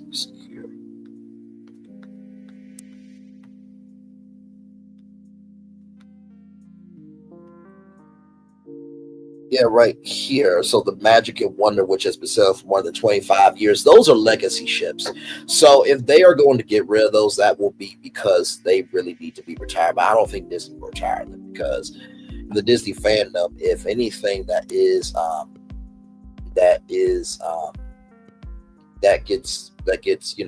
tossed to the side or pushed out or discontinued, and it's a part of the Disney fabric, fans will be in a revolt. So with that being said, we will be right back. We'll take a little commercial break. Like I said, we got 10 destinations for you. We'll come back, talk about Carlos King, the Tuskegee Airmen, Black Beauty brands, Tabitha Brown, and HBCUs. All that and more. We are live on tour. Like, comment, share, subscribe. Be back. Lord Jesus, we'll be back right after this. Roll it, everybody.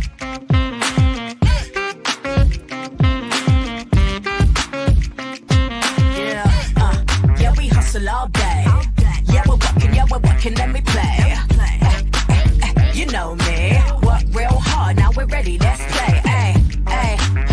Hustle up, yeah. Ready, set, let's go, yeah. Hustle up, yeah. Ready, set, let's go. Turn it up, turn it up, turn it up, turn it up a little louder. Now get low, come on, drop it to the floor, drop it to the floor. Turn it up, turn it up, turn it up, turn it up a little louder. Now get low, come on, drop it to the floor, drop it to the floor. Turn it up, turn it up, turn it up, turn it up a little louder. Now get low, come on, drop it to the floor, drop it to the floor. Turn it up, turn it up, turn it up, turn it up a little louder. Now get low, come on, drop it to the floor, drop it to the floor. Turn it up, turn it up, turn it up, turn it up a little louder. For Ramirez, Wingstop's triple meal deal. 6 classics, 6 boneless, and 2 tenders with 2 dips and a large fry for just $17.99. Get yours delivered today at Wingstop, where flavor gets its wings. Welcome to Copeland's. Copeland's is not just some fancy place for your big night out. In fact, there's no occasion too big. Or if you like, too small. Copeland's. There's always something good.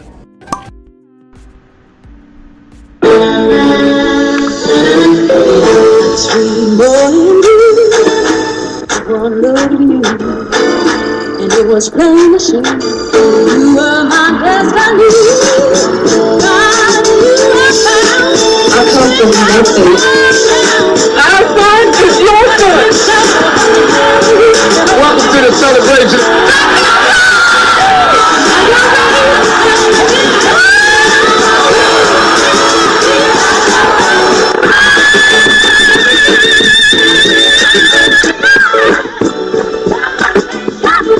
We all we got.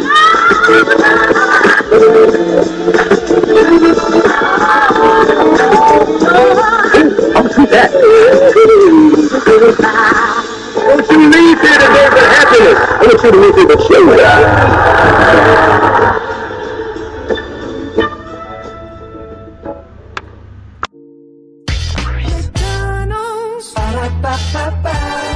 I'm loving it. Love y'all right back. Welcome back into Brantley's virtual tour live. Glad to have all you here. 5 destinations down, 5 more to go. We talked about TikTok.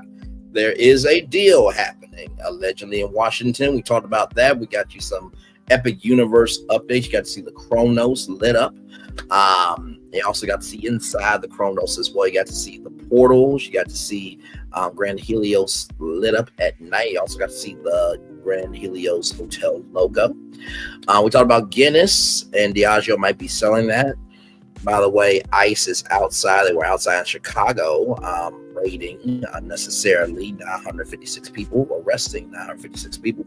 Then we had the beautiful, gorgeous, and the vivacious in every way, mentally or otherwise, CEO Finance Queen, saying that she stumbled upon a client who works for the city of Huntsville. He knows Martell. Mm-hmm. Yes, indeed. So, and she said she came in at the wrong time because I was going in on ICE doing too much when 20 on 10. And yes, indeed. So.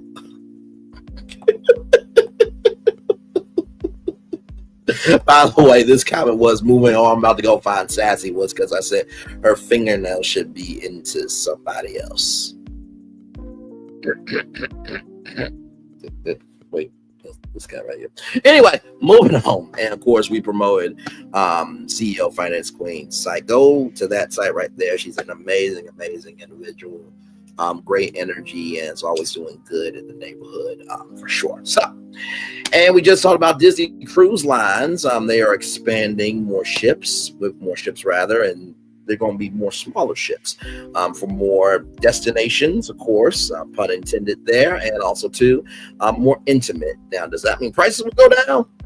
It's Disney, so probably not. But hey, one can dream. All right. So here's this article from BlackBea.com. Shout out to Anonymous T, because that's where I originally heard it from. Carlos King produced shows are seeking cast members exit or speaking out what's going on. What's going on with Carlos King shows? For years, King has been the standout of reality television. Well, everything is in the eye of the beholder. But more stars from his shows and other projects he's worked on, past and present, have spoken out or have left the shows. This happened very recently with 2 stars from Owensville Collective exiting the series. Are they simply disgruntled? Depends on who you ask, but there is a trend here worth highlighting. Rumors and discourse have been going on for some time, dating back to his time working on Bravo and Truly Original as a producer on the Real Housewives of Atlanta. He also worked on Bravo's Real Housewives of New Jersey as a producer as well.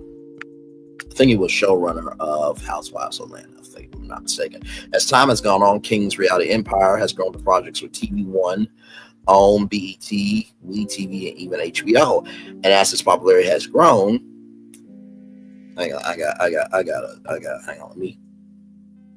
I'm trying to see where he's grown at all, because I'm not seeing anything. Okay, all right, just had to come up to the camera just to make sure I wasn't seeing things.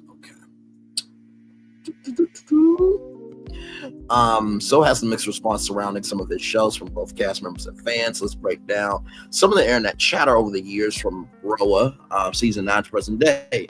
What happened in Roa season 9 and what were the rumors that came after? The Real Housewives of Atlanta fans will always remember the season 9 fallout between Kandi Burruss and frickin' Frank Forster Williams and Phaedra Parks. The three spent the whole season at odds after Burruss' friendship with Parks fell apart seasons before amid her and her then husband Paul Nida going to prison. Burruss voiced her concern for Parks not allowing their young sons to visit Nida during such a long stint. Williams, who had gone through a contentious divorce of her own, cozied up to Parks to show her support. Simultaneously, Parks began saying things about Kandi Burruss and her husband Todd Tucker.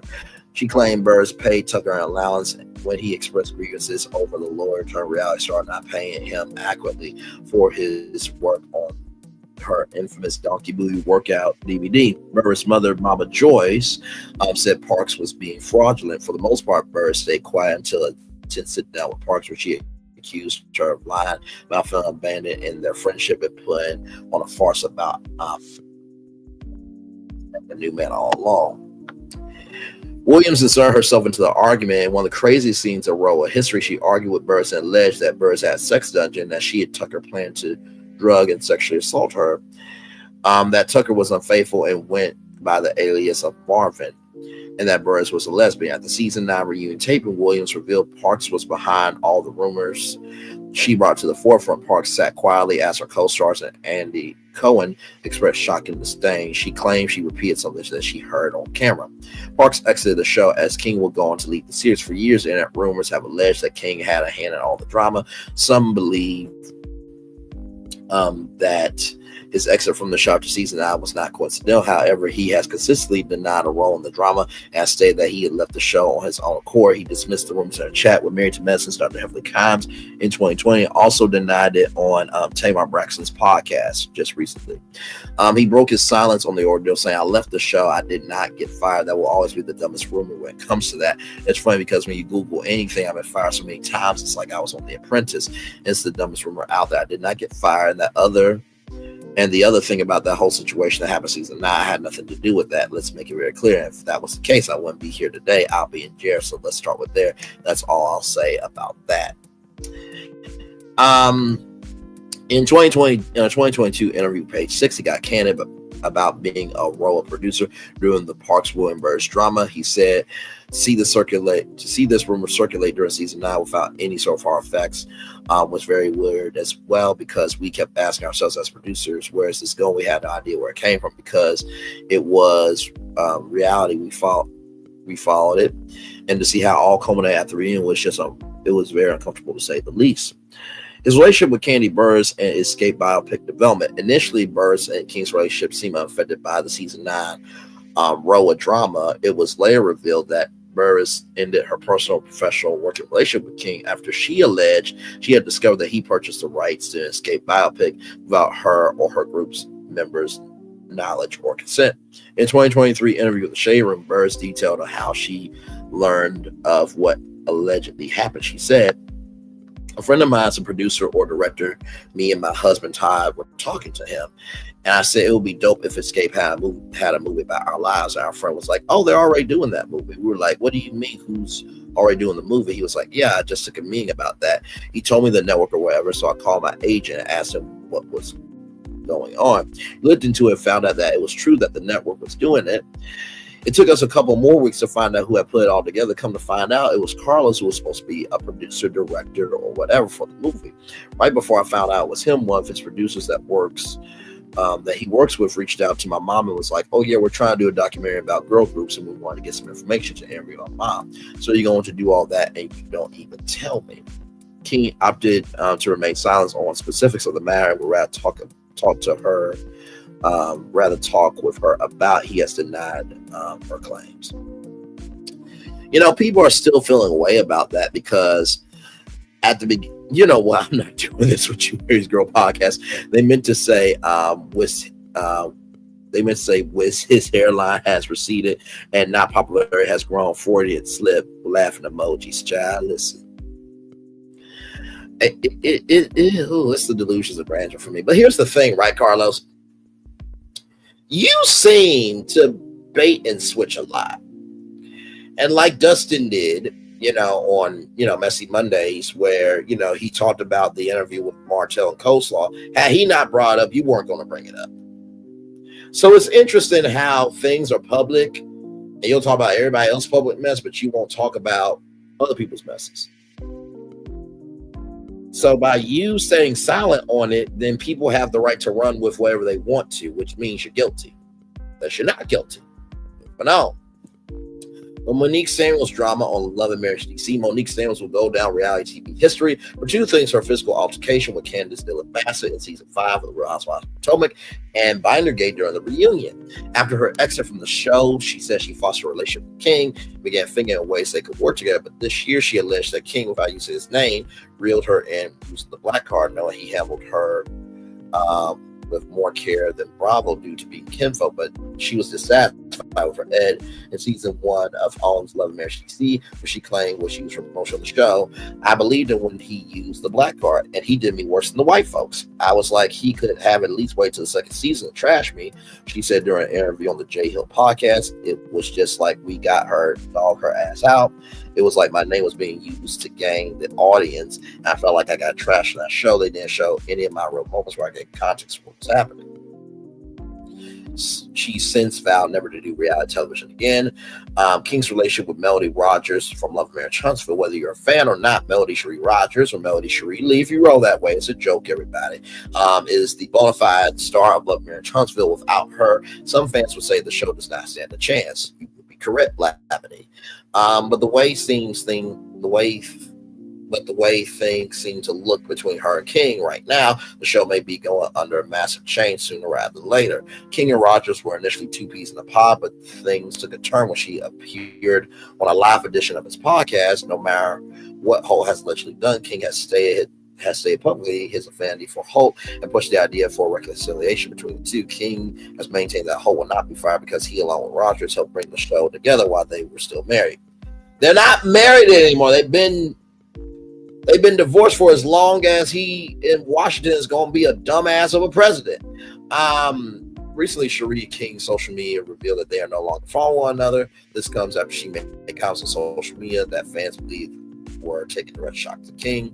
When you are in a leadership position or so-called leadership position or executive position, there are just certain things you're supposed to do. Sherry said on live stream, you don't talk about the people that are putting a check in your pocket. I've never seen the owner of 7th Avenue talking about the people putting money in their pockets. Cherie also criticized behavior. Cherie also criticized behaviors as she characterized as self-destructing, adding that all they know is self-destruction. Later, she defended her remarks on an Instagram story, doubling down on her earlier statements.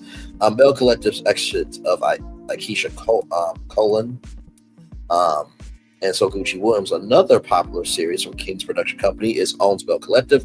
The end of this season saw the exits of two cast members, Akeisha Cohen and Sophia Gucci Williams. Cohen quit the show during a YouTube live stream, leaving him and his two co-hosts of the night with their mouths ajar. The season saw the family drop with the Williamses following an explosive fight between So Gucci and her ex-husband and her husband's ex-wife Selena. The family was estranged due to her stepdaughters having no contact with their father. At the reunion, King blasted So Gucci's husband, JJ, for not properly handling the situation between the two from the start, which all agreed with, but his handling with the Coens is what sparked backlash. Akeisha was never welcomed with open arms by the other Bells. Both she and her husband were accused of thinking they were bigger fish because of their lifestyle. Things reached a point in the season finale after the men came to a brawl. Some viewers criticized King's handling of the reunion, feeling he unfairly blamed Willie for tensions that had built up over several seasons. Yeah, not to mention like Coochie in a Can as well. All right, meantime, I'll try to come back later if I can. Great show, my love. Love you right back, Areas Go Podcast. By the way, like, comment, share, subscribe to Areas Go Podcast. Great individual right there. Yeah, like I said, coochie in a can, you know, and just no, like, just stop. Like, after a while, everyone has a line, so no, he had the right to defend himself. Just if they had the right to be ratchet, he had the right to defend himself. And he did say sorry on Messy Monday, the same Messy Monday where Akeisha quit live. His YouTube show has also caused controversy. King's podcast weekly recaps are only adding more fuel to the fire in addition to interviews with reality stars. Not really. It's just his cast members. That's about it. Nothing more, nothing less, really. It's a rotating cast of dragged out people. His shows recaps. He recaps his shows and others with guest hosts. No, he doesn't. Not like he does with Bravo. No, that's just a cloaking device. Okay, which many feels which is a step too far as an entertainment executive. As his presence grows publicly, many are pushing for him to make a choice: be a public figure or an executive producer. For some, both roles cannot exist at the same time, or at least in the way that he's been doing it recently. Carlos King's influence on reality TV is undeniable. As more stars speak out, one question remains: is he uplifted the people he works with, or prioritizing reigns at their expense? Only time will tell how King's legacy will be shaped by these ongoing controversies and conversations. Now, this article did not include Stormy leaving. It did not include Tiffany leaving. And it did not include, Sunny leaving as well. You know what I mean? And Lord Jesus. I mean, to be honest with you, like, Carlos, you gotta pick a role, bro. Like, what he's trying to do, he's trying to be the Black Andy Cohen. Because you see, Watch What Happens Live has made it to 15 years, right? He's hosting the reunions, this, that, and the third. But here's the thing, though. Andy understands the containers of reality TV. Like, the container of Watch What Happens Live, that is where, guess what? He mixes it up with his stars and celebrity guests, right? So they talk about a range of things, not just Bravo stuff, right? But also, too, Andy Cohen doesn't hang out with his female stars like that. Now, of course, it was, a lawsuit saying that he hanged out with a female star, and Brandy Glanville said that tape was sent to her of Andy Cohen saying that he want her, portal and all that type of stuff. But still, the way that Carlos King rolls and Andy Cohen rolls are two completely different things. And to me, it's just like, dude, either be Bruce Wayne and be a TV producer, or be Batman, be a TV host, but make up your mind. Hey, Shasta Speak, good to see you. By the way, Shasta Speaks is a great content creator as well. Y'all like, I'm sure, subscribe to her. But that's how I truly feel about this. That, it's ridiculous. It is absolutely ridiculous. And like I said, for two of your cast members, oh, by the way, I almost forgot, Winter Williams as well. She quit as well. That was not in this article as well. Winter Williams as well. So if you got a majority of Black women saying that you were worse than the white folks, and you got somebody who quit on your live and quit because they want the sanctity of their family, and you have your main star on the show that actually helped show as even exist to have a career, although Sharon Davis will praise you like a god, even though you're a nymph seeking who you can devour. It's just sad to me, because there are plenty of people like myself and Kim Pyre and Justin Diego and J Star, that works with ATL, Michelle ATL, and plenty of other men that they deserve an opportunity to be in this game. And so the fact that Carlos has gotten this far is beyond me. It is what it is. So anyway, that is that there with Carlos King. All right, y'all. So more virtual tour live coming at you right from this space right here and right now. So this story is quite sad to bring to y'all, but I must bring it to you all. From blacknews.com, 47's DEI ban removes Black history about Tuskegee Airmen from Air Force training. The United States Air Force has removed lessons on the Tuskegee Airmen.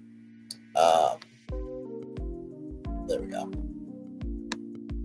The U.S. Air Force has removed lessons on the Tuskegee Airmen and Women Air Force Service Pilots WASP from its training programs following President 47's order to end diversity, equity, and inclusion initiatives within the U.S. government.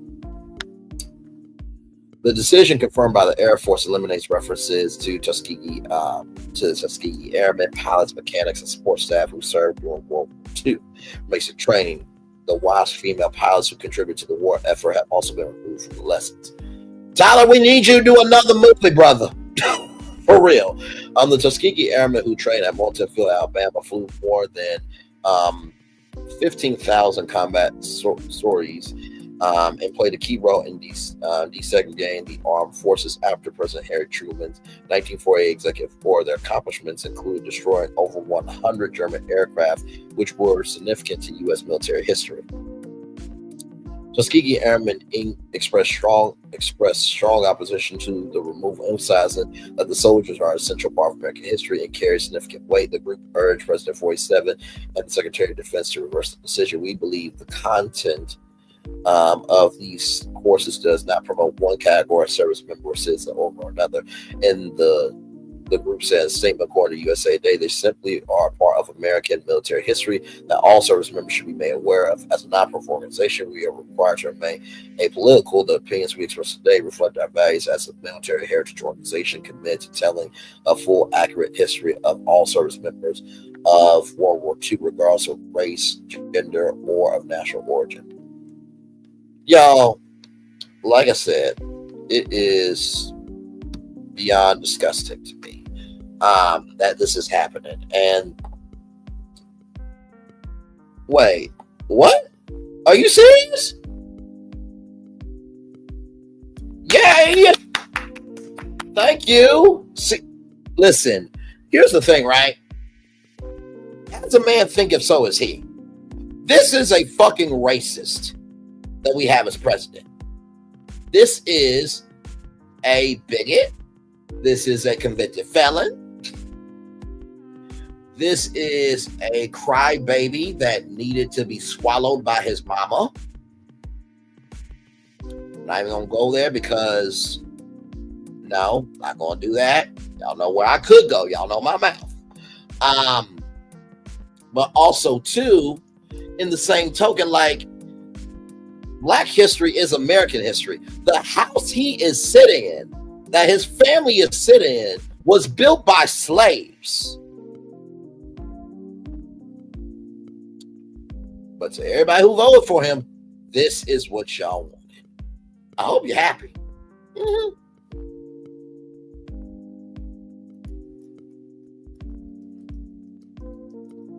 How many people are wishing they could have voted for Kamala Harris?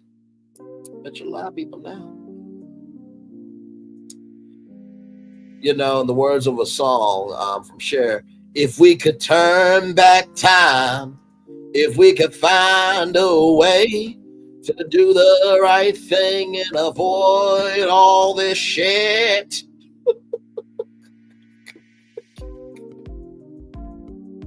But at least y'all deserve to know about this story, okay? So thank you, Shasta Speaks, for that wonderful live update here on Virtual Tour Live. And speaking of this administration, for 7th Avenue Beauty, for Canvas Beauty, for Kaleidoscope Hair Care Products, for Kenyon Moore Hair Care Products, if they're being sold anymore, and any other Black beauty brands, BL Cosmetics, which is in a lawsuit, just like Stormy's in a lawsuit. Listen, we report facts over here, okay?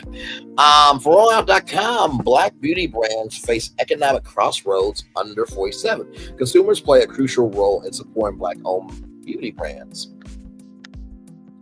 As we enter 2025, reports since Black-owned beauty brands find themselves at a crossroads, facing significant challenges exacerbated by looming tariffs and persistent systematic barriers. The political landscape is shifting, and with it comes a wave of uncertainty for these businesses that have long fought against inequities in the beauty industry. The impact of tariffs on Black beauty brands. Under the new administration, tariffs have become a favorite economic strategy, reshaping various industries, including beauty. As these policies are expected to continue, Black beauty brands already navigate a complex web of systematic hurdles, are bracing for the ripple effects. Tariffs can lead to supply chain disruptions and increased costs, making it harder for these brands to thrive.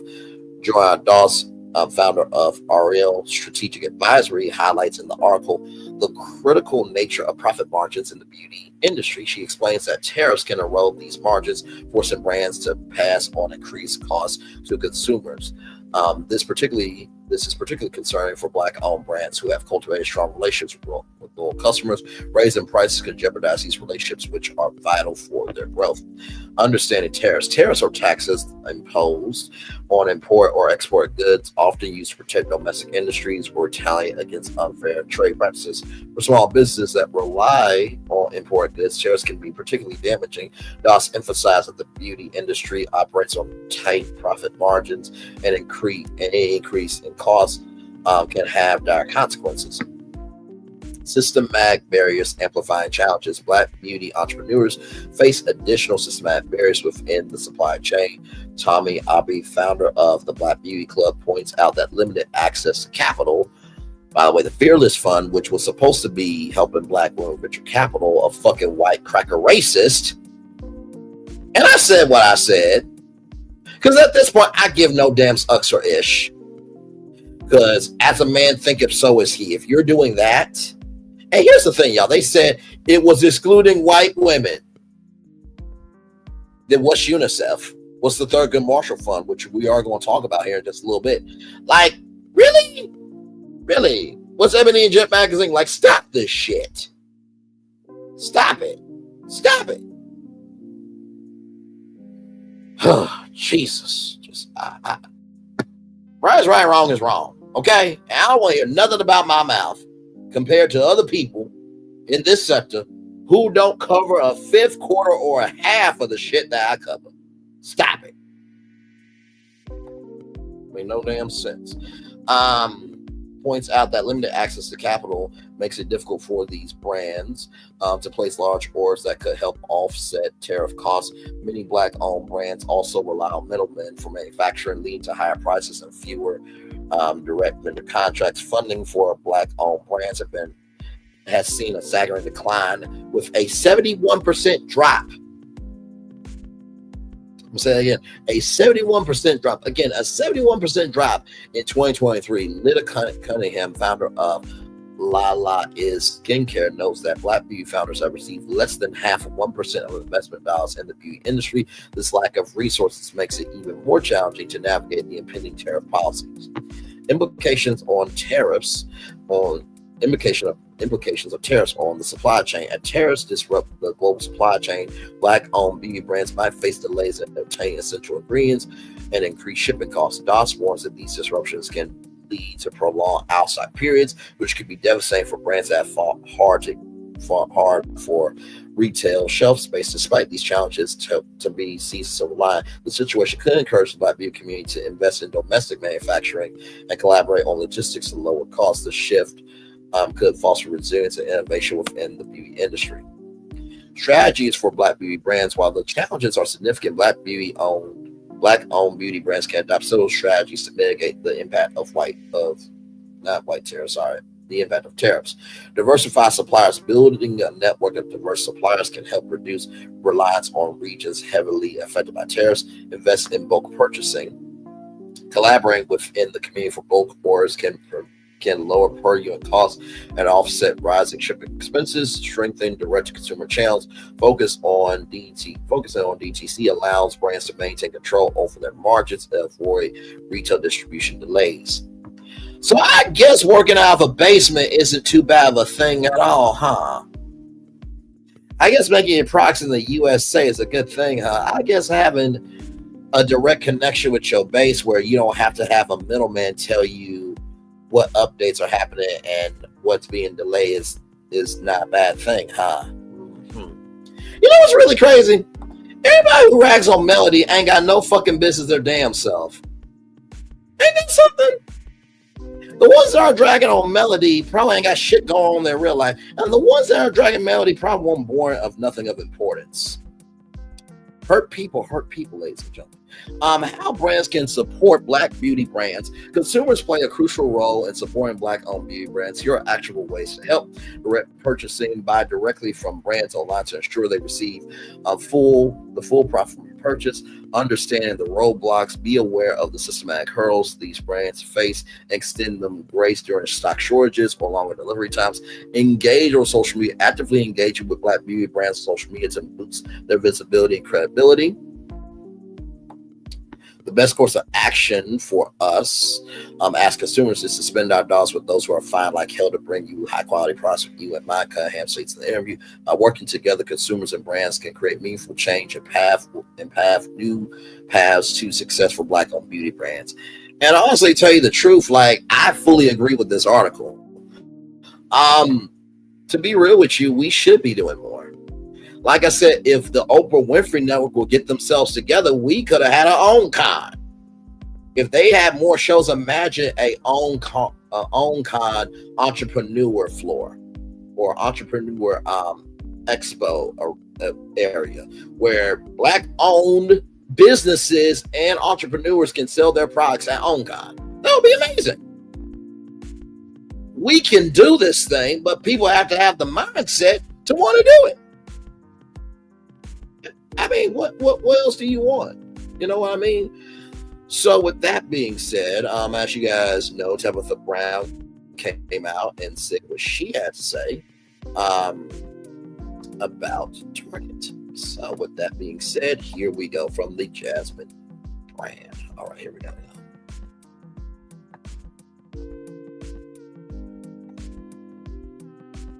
And what I can tell you is, if we all decide to boycott and be like, no, we're not spending no money at these organizations. Listen, I get it. And if that's how you feel, honey, I 1000% get it.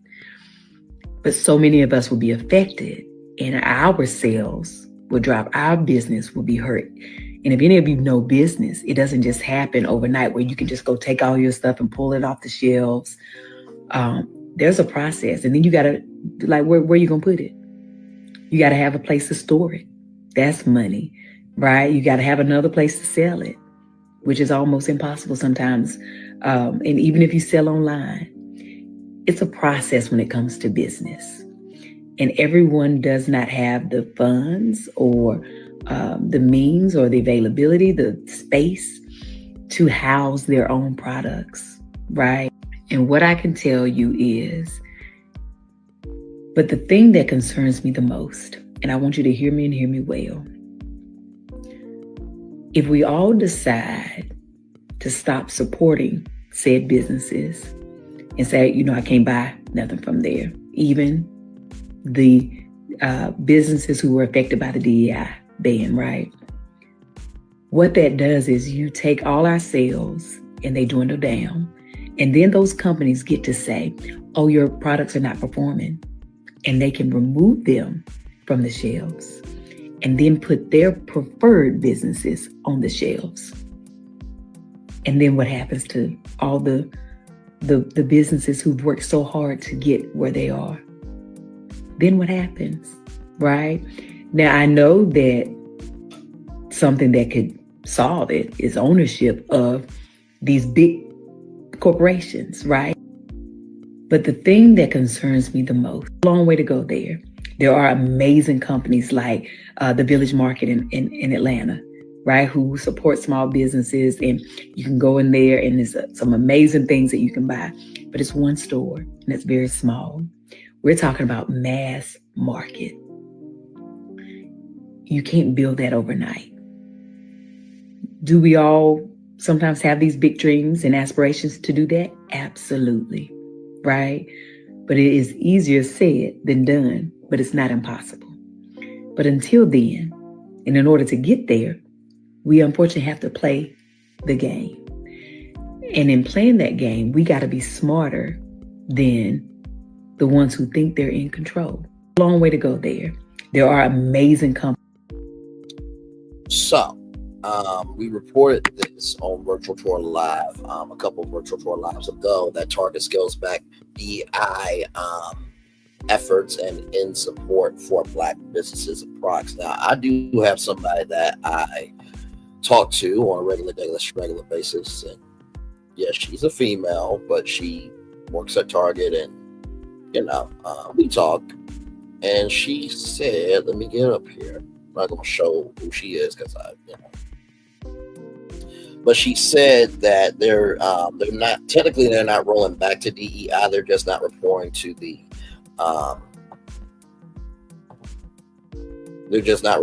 the human rights campaign anymore. So the HRC Foundation, they're just not reporting it to them anymore. We're still partnering with Black-owned and minority businesses. Now that's my source who is telling me this, right? And Tabitha Brown, she did give a response to this here. Since so many people didn't catch the end of my video, since so many people didn't, let's see. For the last 5 years, I have. Okay, hang on. Refreshing, sorry.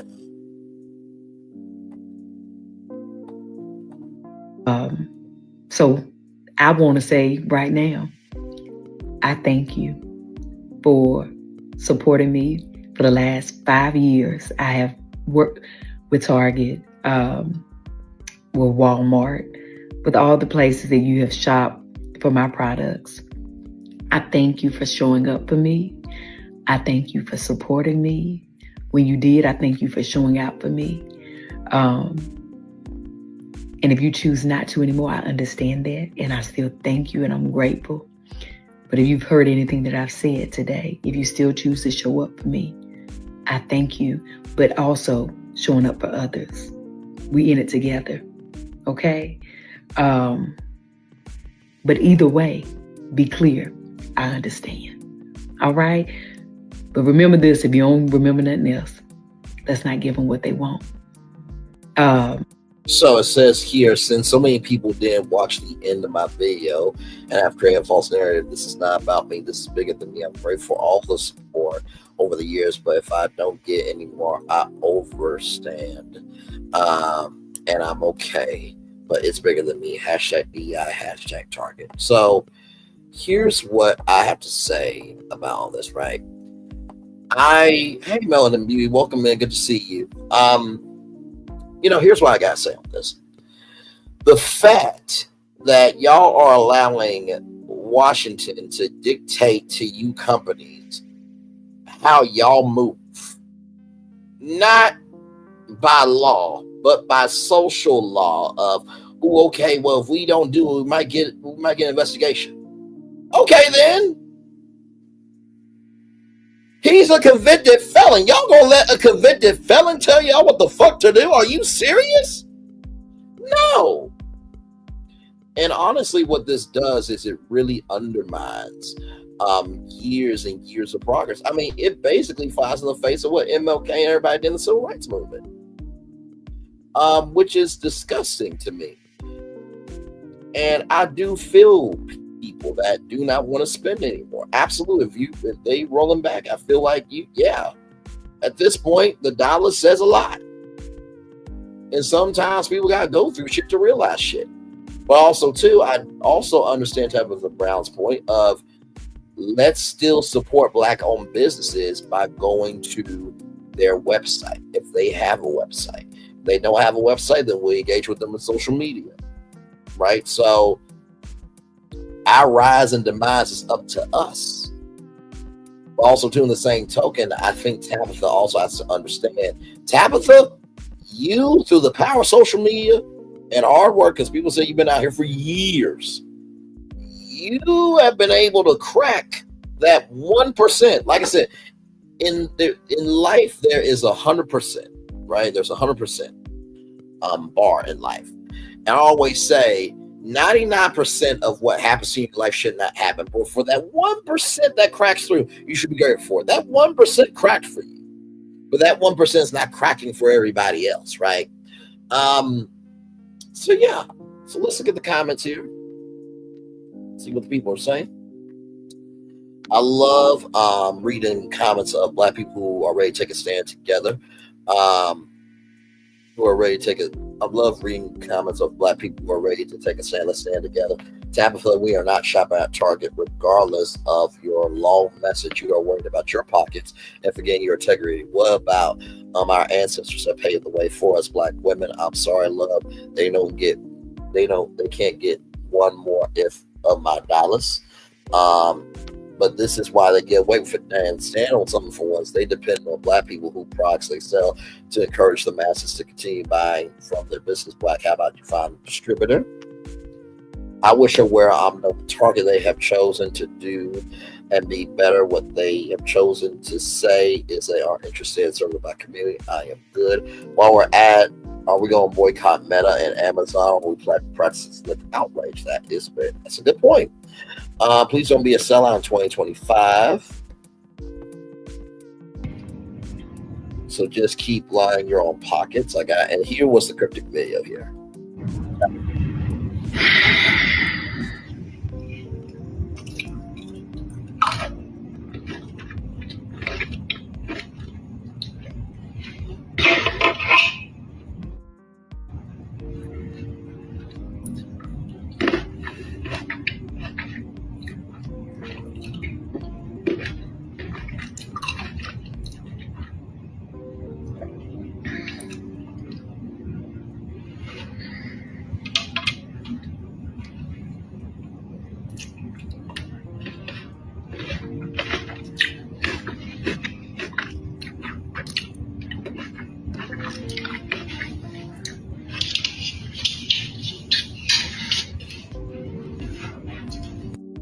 Now, I don't know if that was supposed to be grapes or not, but so just keep lining your pockets. Got it. Blah, blah, blah. I won't be supporting Tabitha either. She's trying to stop us from staying on business. I'm sorry, Auntie, but we are sticking together on this. We're not shopping at Target. We think we have to think about us as a whole, not just about me. Her bigger message was actually to be strategic and how we spend our dollars. She also expressed total understanding for those who wish to boycott altogether. She suggested that if we do buy, to pour our dollars into those BIPOC products and leave the others on the shelf, as there may be a play to drive the BIPOC products off the shelves. The headlines about her statement have been very disappointing because they actually don't relay her larger point. And I do understand that. And I do believe that basically was the message, right? But us shopping at stores where they are literally saying that they will stop DEI hiring means we still let them profit off of us while possibly laying off of black employees and not hiring us, and not letting new brand partnerships come to the door. Wouldn't it be best to promote on your own site? Yes, you will lose customers along the way, but you receive larger return per item because you want to split profit on each unit anymore. I will fully like that comment from who's this person? Lisa Louie, absolutely, my friend. I agree with you there. Very well said. And like I said, this is an ongoing conversation, y'all, that is really not going to really going to stop. And I do agree. I mean, if you're stopping DEI, and Lisa Louie brought up a very good point.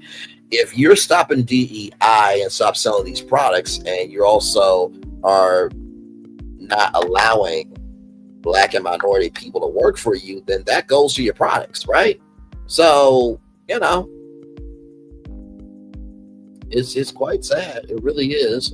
Some comments here. But at this point, she might as well sue Target because we are between a rock and a hard place. I love Tabitha Brown, but my spirit won't let me look at a Target. They put her and other Black businesses in a messed up position. It's unfortunate. Those who watched the whole video understood. We understood. You said you want to be good. You would be good and others won't. That's exactly what you said. 100, I'm not going to stop supporting Tab. It's time to be less impulsive and more strategic. I love Tab, but I watched the whole video, but she did make it about herself and Black business owners who have their products at Target, Walmart, Amazon. I will always support, but I'll go to a website or Ulta to do it. This is just bigger than Black businesses, because what happens when everyone's contract is up next year, the products will be on the shelves anyways. So y'all deleting IG and Facebook. Very good point. I'm not showing up. I watch it. I overstand. I'm not showing up. Y'all richer than me. Y'all can figure this out better than the rest of us. I love y'all down, but this statement ain't it. The UGG, she's worried about her pockets. A lot of y'all have zero knowledge about business or contracts, and it shows in the real world you can't move from emotion because you have to use your brain. I agree. And I think about Happy Hughes, that baby company that we talked about. I think about Kemen, the perfume house that's at JCPenney, right? So this is bigger than just Tabitha Brown, right?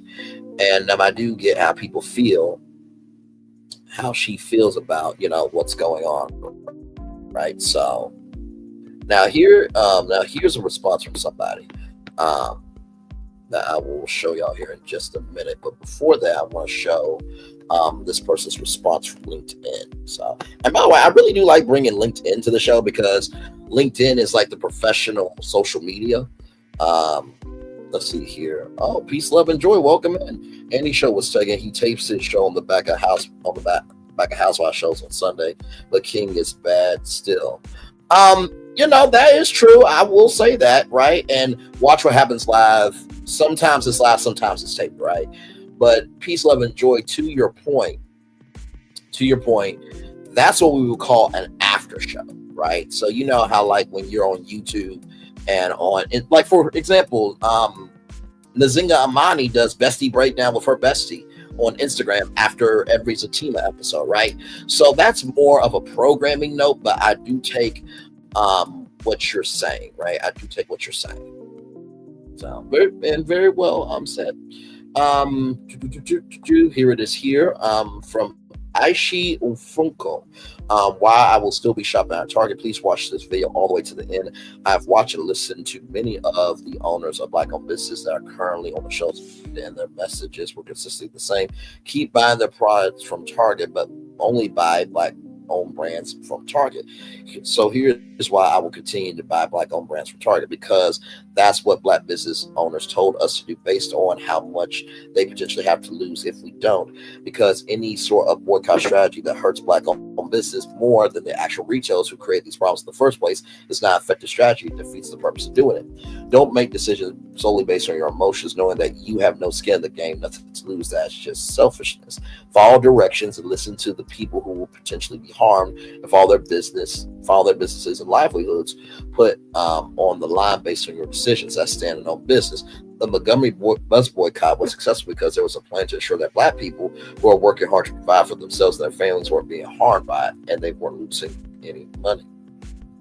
Black-owned businesses are not the target of this campaign. Target is the target. So don't hurt the innocent victims in the situation just to prove a point to Target. Don't cut your nose off to spite your face. And no, just buying directly from their websites is not the solution, because that still puts their business in jeopardy. If their products just sit on the shelves for months and months at Target, it's both. And buy from their websites and buy their products from Target too. That's it. Don't buy anything else from there. Everything I've just shared are the requests that came directly from Black business owners in Target.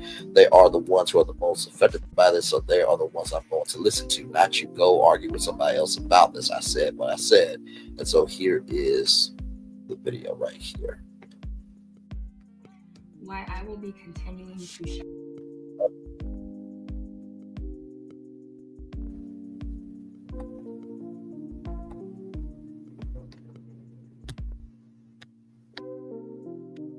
Why I will be continuing to shop at Target.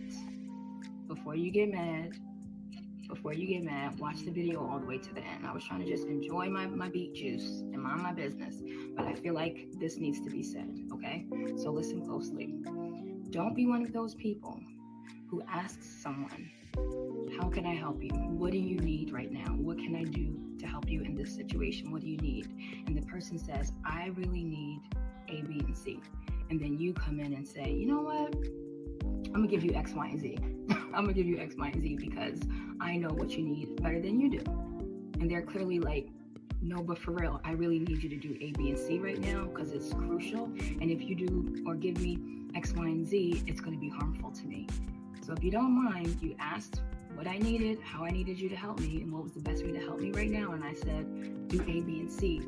Please don't do X, Y, and Z. And then you're still saying, no, I'm going to do X, Y, and Z because I know what you need better than you know what you need for yourself. Don't be one of those people, okay? I have watched videos and read posts from so many different Black business owners who have products in Target right now, and they're all saying the same thing. And the message is they need you and I to continue buying their products from Target, okay? So you know what we're going to do? We're going to follow directions. That's what we're going to do, okay? This is not a situation where it's either or. It's both and, okay? You say, well, I'm just going to buy their products from their websites. That's a beautiful thing. Definitely go and buy their products from their websites. This is Tabitha Brown's merch. I have sweatshirts, I have t-shirts. Guess where I bought them? On her website. Guess what I also did? I've also bought things from Target. I've also bought her products from the stores that they're in. Her book. I bought this book in Target. And guess what else I did? I went to her book tour stop in New York City. And I got to see her in real life, and I got to take a picture with her and get to talk to her for a moment, okay? We can support Black-owned businesses in a multitude of ways. So let's do all of them, and let's honor the sacrifice and the work and the time and the money that they have put into their brands to get them on the shelves at these retail stores, okay? It's not an easy task. And if you truly care about them and their businesses, you'll follow directions. That's all they're asking you to do. They're like, if you could this is what we need right now. This is what we need you to do. Could you just do that? You don't have to make it complicated. And if you say, I want to get their products from their website, you can do that too. Do both. Most people shop online and they also shop in stores. You can do what you want in a multitude of different ways. But what I'm asking you to do is to honor and respect their requests, understanding that you have no skin in the game. You have no money in this game. They do. You have no skin in this game. They do. They stand to lose a lot if we don't move wisely and if we don't move strategically, okay? So we have to honor and respect what they're requesting us to do and do that. When you think of history and like the Montgomery bus boycott, they made sure that Black people, Black-owned businesses, Black families, Black professionals were not harmed by the Montgomery bus boycott. They looked out for each other. They took care of each other. They made sure everybody could still get to work and make money. They could still take care of their families. They could get to their doctor's appointments. They could get to church. They could get to wherever they needed to get to. Okay? We have to honor and respect their requests. And they're saying we need to continue to support them at Target. Obviously, you don't need to buy anything else from Target. Just support the Black-owned businesses there. And then leave. Be out, okay? But we can't ignore what they are saying and ignore what they're sharing with us and then say that we're helping and say that we're about that life. We're for the culture and we're trying to elevate and we're trying to uplift our community and we're trying to support each other, but you're not respecting their requests. So how does that even work? Okay? So that's why I will continue to shop there specifically with Black-owned businesses, and I hope that you'll do the same. Very well said. Very well said, and I applauded that. If the comments get too spicy, I would just turn around. So please act like you got some sense, and thank you. Right here, she is she's an award-winning cultural competency coach and confident communication strategist. Any boycotting strategy that harms Black business owners in the process is not the right strategy. Everyone's making the necessary sacrifices is one thing. Intentionally engaging in behaviors that are detrimental to Black-owned business and completely defeats the purpose. We got into problems already. Amen to that love. We really have to allow each person to decide what works for them. Very valid points. A number of people are sharing as considerations. It's very hard to go to any store though, and purchase one thing, let alone a particular brand.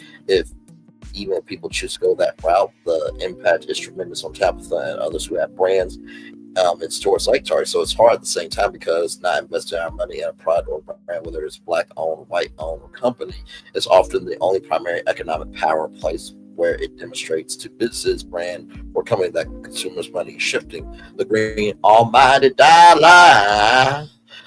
is the only thing that often impacts decisions. So we definitely want and need alternatives for those who choose to support online direct from Black-owned brands. While it's not easy, I'm sure, and tough after working so long and hard to get into retail, as Tabitha talked about. Hopefully, like you said, this will also be a wake-up call for Black-owned businesses and any business to plan to diversify move forward, to look at options to have online or warehouse or kiosk or something where the only option is a store, isn't in a store if needed, if there was a need to shift. Thank you for your insightful comment. I agree, sister.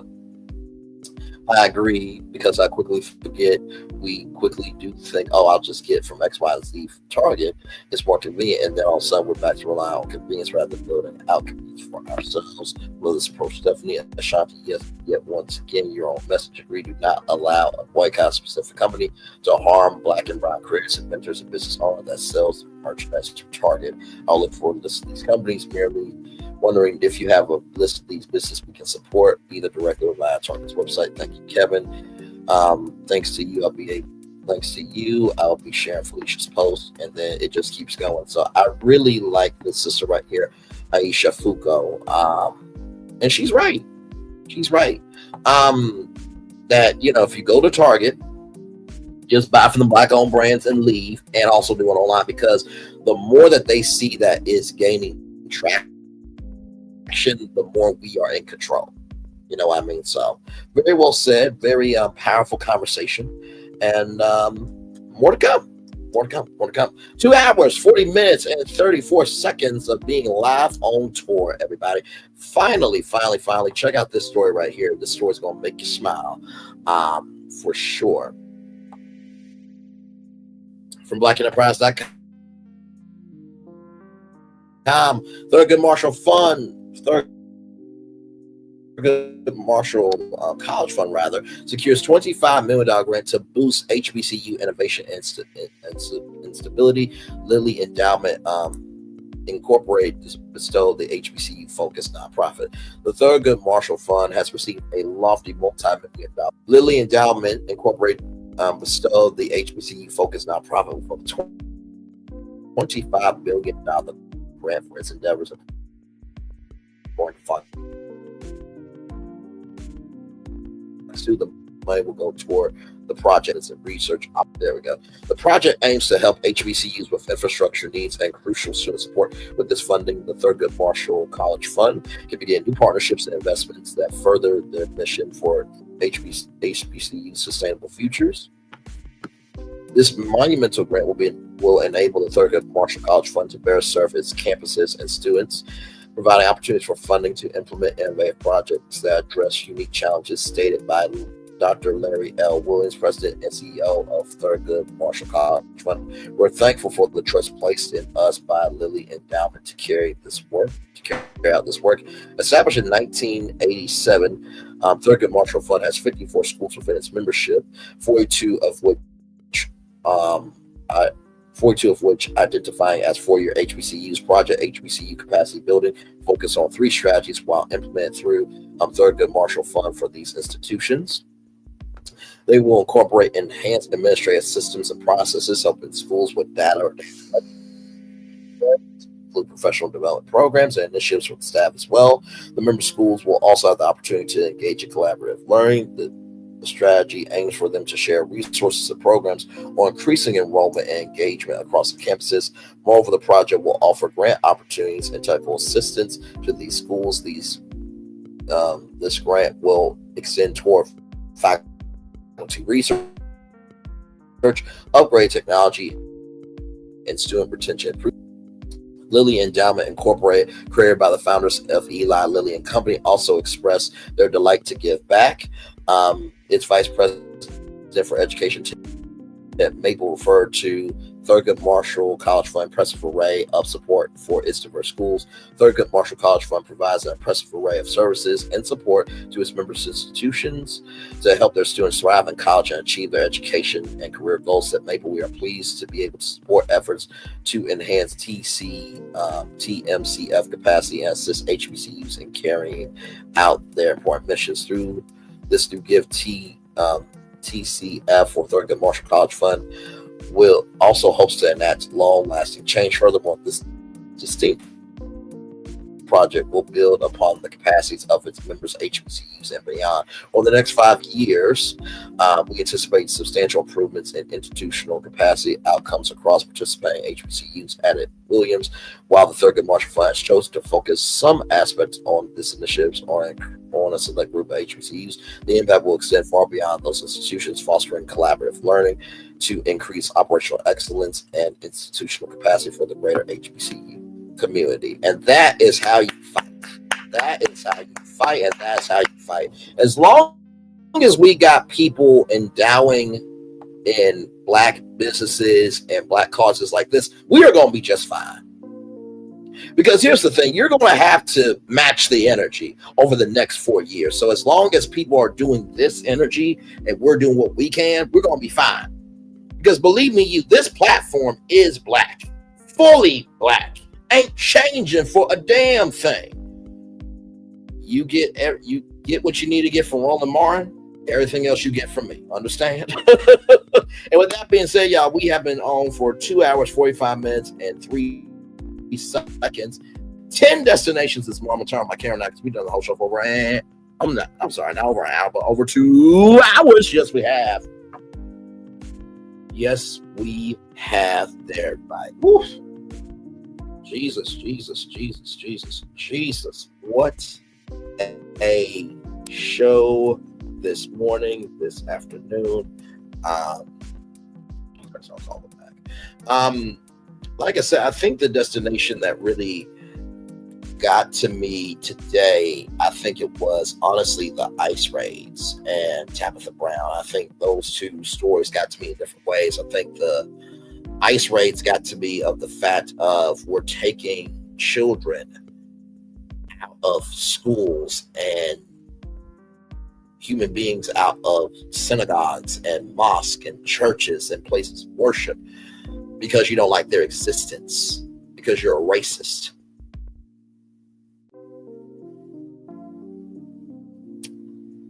I wouldn't be surprised if he has an affinity for a certain dictator from Germany, like Kanye West has. And Kanye West is also a fucking racist as well, and a piece of shit bastard that should have been swallowed by Donda, his mama. I said it. And what? The kids should listen. The kids are better off with Kim K than with Kanye West, and what of it? Y'all can do what y'all want to do. Hell, it don't make no damn sense. The Disney Cruise Line's expanding. I think that's a good thing. Like I said, I think it will provide more flexibility for destinations and also to a more intimate experience. Like I said, I don't know if that will relate to pricing, but I am sure that, they will also think about that also because they are new ships.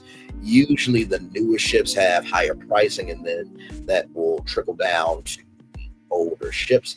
Carlos King, it is what it is. He is confused in his identity of Bruce Wayne or Batman. So he doesn't know if he wants to be a TV producer or if he wants to be a TV host. So there is that. Thank God for the reversal of the Tuskegee Airmen not being mentioned, and the Tuskegee Airmen, also to the WAPs, the women pilots who fought in World War II. That decision has been reversely determined. It was not DEI. Shasta Speaks gave us that update live during the show. Thank you so much for that. Like I said, the Thurgood Marshall Fund, shout out to Lilly Endowment and to Mackenzie Bezos, and to everybody else. Keep doing your endowments. Keep utilizing your privilege for the good, because guess what? That's going to be a mental fucking hell for the White House in Washington, that there are people with their own social capital saying, okay, y'all want to do that shit? We got it over here. And they will not be able to handle that fight for the next fucking 4 years. Guinness being sold potentially was very surprising to me. Like I said, Guinness, one of the biggest brands in the world for beer. I just don't get why it would be sold right now with a industry that is as shaky as just everything that's happening right now, I would assume to keep all assets in lock, stock, and barrel until, things are regulated.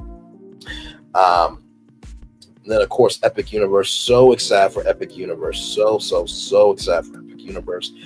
And that'll be happening May 22nd, 2025. And like I said, I feel like, pass holder previews, content creator and influencer week will probably be, and I've said this before, I'll say it again, it will probably be May 4th through the 10th, because that is 2 weeks out from Epic Universe. Because by that time, mostly all the rides will be finished. You'll have the shops completed and merchandise will be in place, and the restaurants will be good as well.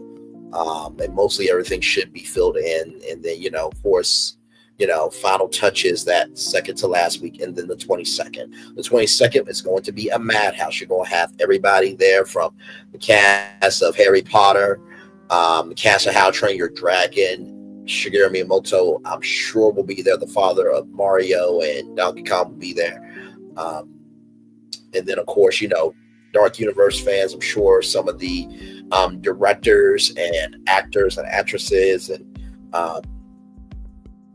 people from, that world of Dark Universe will be there as well. And then, of course, Celestial Park, I'm sure astrologers will be there, and, people from NASA will be there from the Kennedy Space Center. So, not to mention, too, probably the Today Show will broadcast live from Epic Universe. I'm sure Kelly Clarkson will do a stint there. Access will probably do a live report from there. So it's going to be a lot going on May 22nd. So just know that's going to be a very huge day. And I would not be surprised if they are going to have a Epic Universe live stream. And I only say that for this reason right here. Let me bring it up.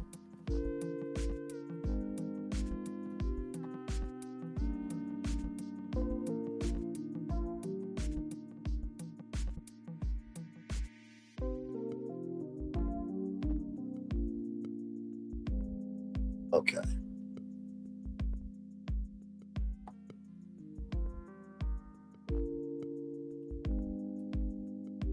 Let me show you all this here.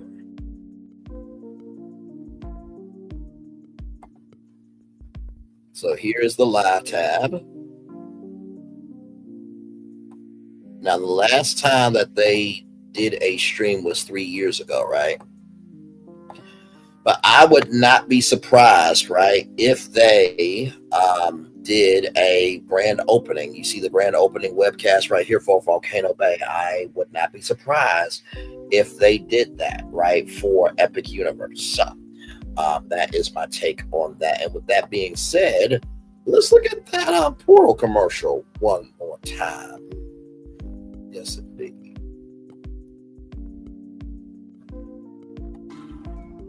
Whoa, what is that? What the heck is that? Aina? Come to me. Me away?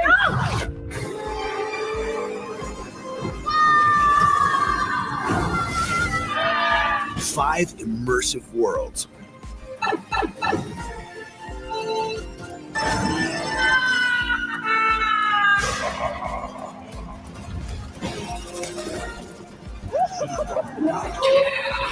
One amazing theme park.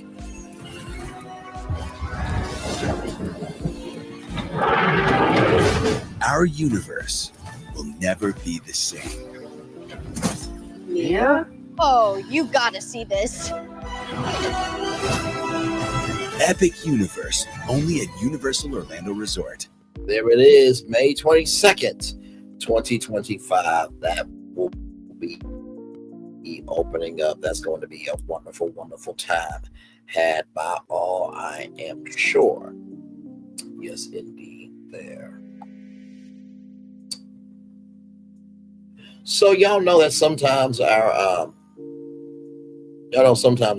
positive news stories can be something positive, or it can be something positive to let you know that At least this ain't you. Now, I'm going to show this, okay? This is the trailer for Erica Mina's new dating show, 2 Ways with Erica, premieres on February 2nd. So the second day of Black History Month, they are giving us this bullshiggity. What's the positive? What's the positive of this? At least this is not your life. Roll it. I need to make sure I'm with the right person. I haven't made the best decisions in the past, and I don't want to repeat that again.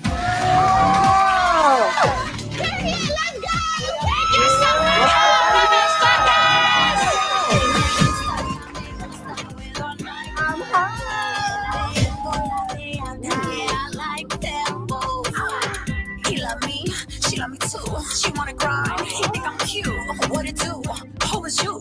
I got 2 talent shoes. I have to actually decide who is the one. So I'm gonna roll the dice, and I'm gonna go where my heart tells me to. Pussy lips. Never calling her that, but okay. It doesn't matter what you think. It matters what I think, babe. Piper was trying to kiss on me. So you guys were kissing? No. Or he tried to kiss you? I told him to back up. I'm here to snitch. I'm here to manipulate. If you want somebody out the house, I'm here for it, but that's my baby. She's on So her have shit. you been talking Pull to the heck someone on, like bitch, that night, please. stroking their ego? Absolutely not. I know you like chocolate. he took that from the some other hotel liquor room. and everything. Yeah. You know, like You're not doing it? No, I'm so confused right now. You gave me a replica of your dick. Hey man, you better watch how you talking to me, man. What's the What you mean, hostility? the hostility? You a man, right? But did you care about that You when a you were man, trying right? to kiss me? Ain't nobody trying to kiss you. Man, Aaron. It's going to a place Yeah, he wanted to get a transvestite so bad, but that's fine. Hit me, nigga. Have you fucked anyone since we started filming? No. Yeah. No. No. Oh. What happened, y'all? I ain't got shit to say. Nothing's really going on. I just made a comment. First And off, then that's never what he said I said. want Why to the fuck are you stressing him so hard? I didn't want to know why you were. Okay, well, I'm telling you. I'll turn up on both of y'all. What does that mean? What does that even fucking mean, man? Shut the fuck up! I'll turn this bitch up before I go too. I'll turn this bitch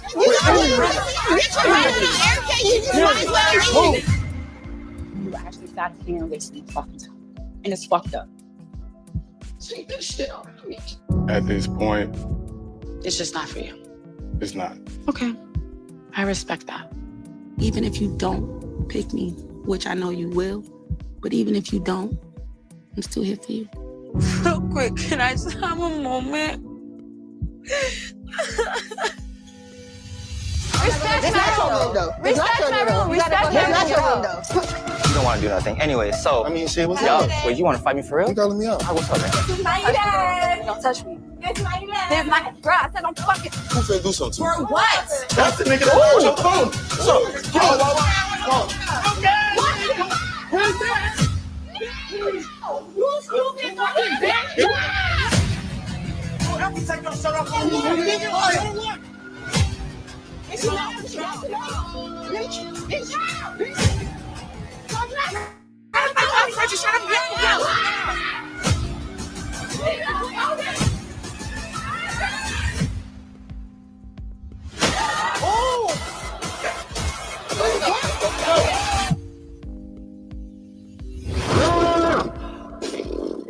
You sound like you taking a shit. Actual hell.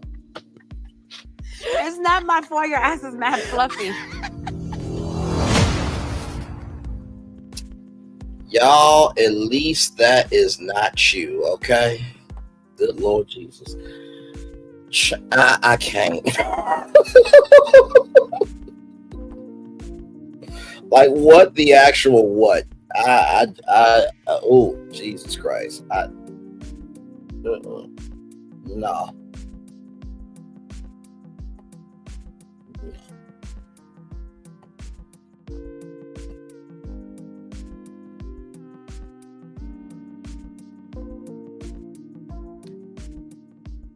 Now here is something here that's positive, okay? For real. I'm gonna say the show, okay? Because I wanted y'all to see that, to know at least that ain't y'all life. But here is a little something to just kind of help the blow with that, because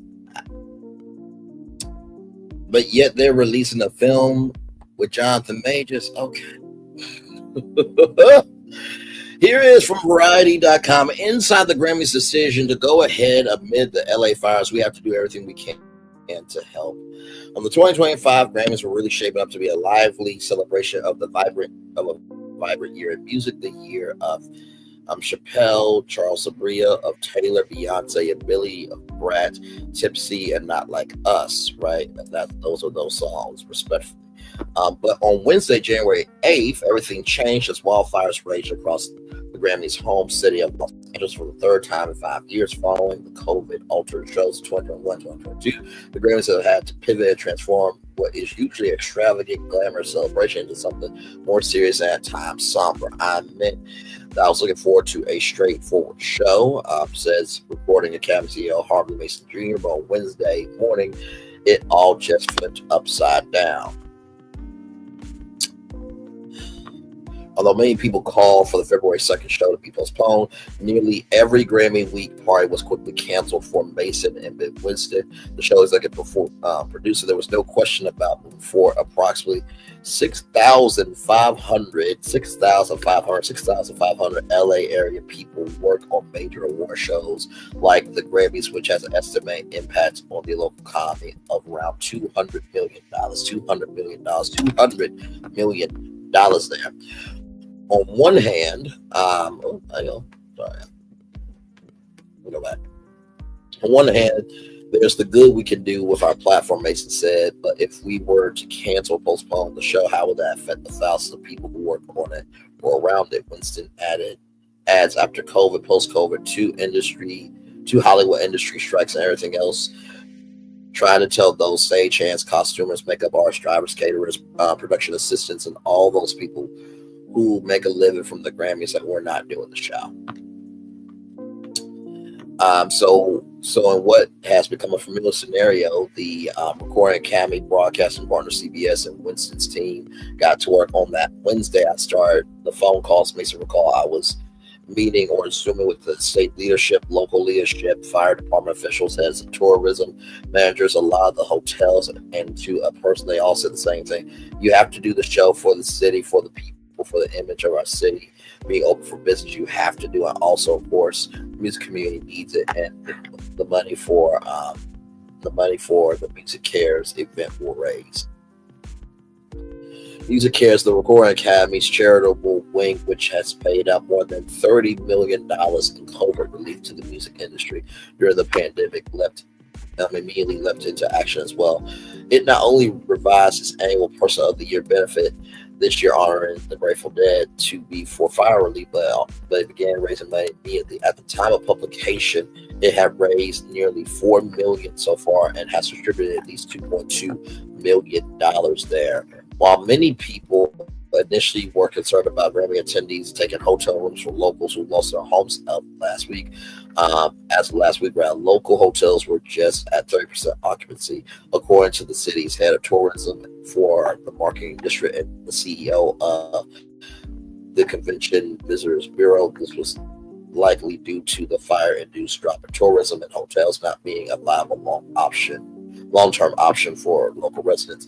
On January 13th, the Academy officially announced that the show was moving forward. Mason says the only reason we would have canceled or postponed it if it was physically and logistically impossible to hold the show. If the fire department said it was not safe, or the police department said we should overtax infrastructure or local government. Yet he is just as clear about what the show will not be. It's neither a fundraiser nor a benefit, but a show that raises funds, he adds. It will not be a telethon. You're not going to see a chyron. That's a lower third graphic, just like you see the chyron here of everything is alleged, in my opinion, for entertainment purposes only. You won't see that at the bottom of your screen. It's not that type of an event. It's a chance for us to use our platform, and thankfully our partners at CBS are helpful with this to raise money and awareness, but it will still have performance and rewards. It's going to be different, but I wouldn't say dramatically different. You can see it will have a different tone. There will be discussion segments around the fire fundraising components.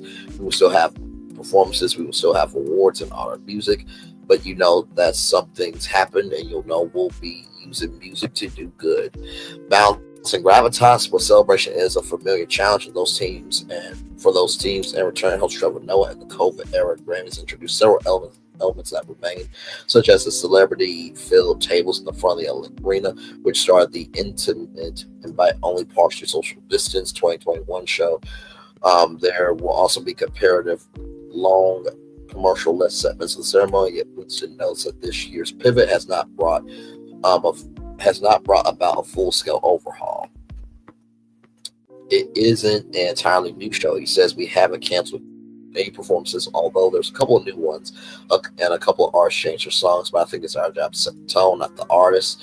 It's still the Grammys. We still have incredible performances awarding the people who have created music that moved us over the past year. I think there's a lot of value in bringing some joy and levity and music to the world right now, but we are very aware of the devastation that happened in LA and what's going on in the wider world, and we reflect that. However, the Grammy did decide to condense its usual dozen-plus Grammy week events and instead focus on 4, which all added a fire recovery element. Music Cares, the Clive Davis pre-Grammy Gala, the Special Merit Award to the show itself, a small number of the non-Academy Grammy Week events, such as the 2 All-Star Fire 8 concerts taking place at the Forum and Intuit Arena on Thursday, and a couple others will incorporate fire relief elements. No event was more important or less than the others, Mason said, but we are aware that some of the same people are going to a lot of these events, and rather than having 8 or 9 fundraising events, it might just make more sense. It might make more sense to focus our efforts on the ones where a lot of people can come together, do the most good.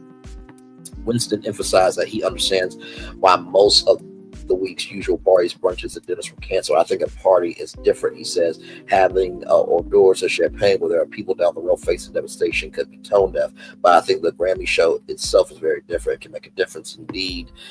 Mason concludes, when I see people and friends who have lost their studio, lost their house, lost their instruments, lost their ability to make a living after all the strife and struggle that has happened to people in this community over the last 5 years, I say we have to do everything we can to be hopeful. That involves raising money, raising awareness, and hopefully allowing Music Cares to have the financial resources that it's going to take to support the thousands and thousands of people that are going to need help, not just this week or next week, but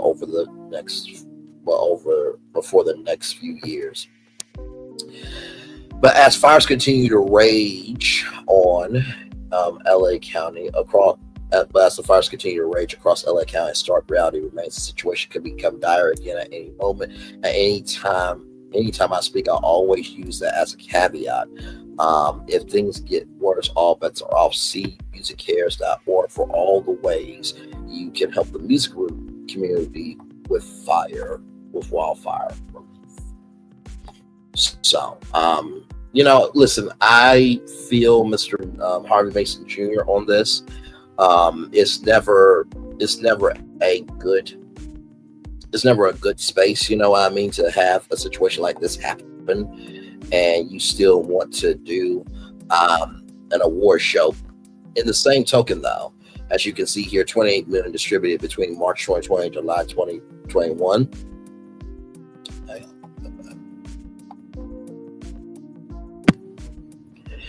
For COVID relief, 10 million awarded for addiction recovery treatment for the past 10 years, 2,500 music people receiving custom hearing annual protection annually for health services. 200,000 people have been directly impacted by Music Cares programs and services. $100 million distributed since inception. 80 cents the amount donated per dollar that goes towards programs and services. So, like I said, I personally understand how people are feeling. How dare you do an award show where you guys are going to be celebrating yourselves and awards and everything else, but also too, music does give an escape in such a way. And here are some of the sponsors here: Gibson Guitars, Soundcore, headphones by Acur, Vivid Seats. Shout out to Vivid Seats as well. Humans of Hip Hop supporting sponsor Vivid Seats. Humans of Hip Hop sponsor Amazon Music. Organizational partners 101 Custom, AMC, Uplifting Lives. I think that's the Country Music Award, American Country Music Association there.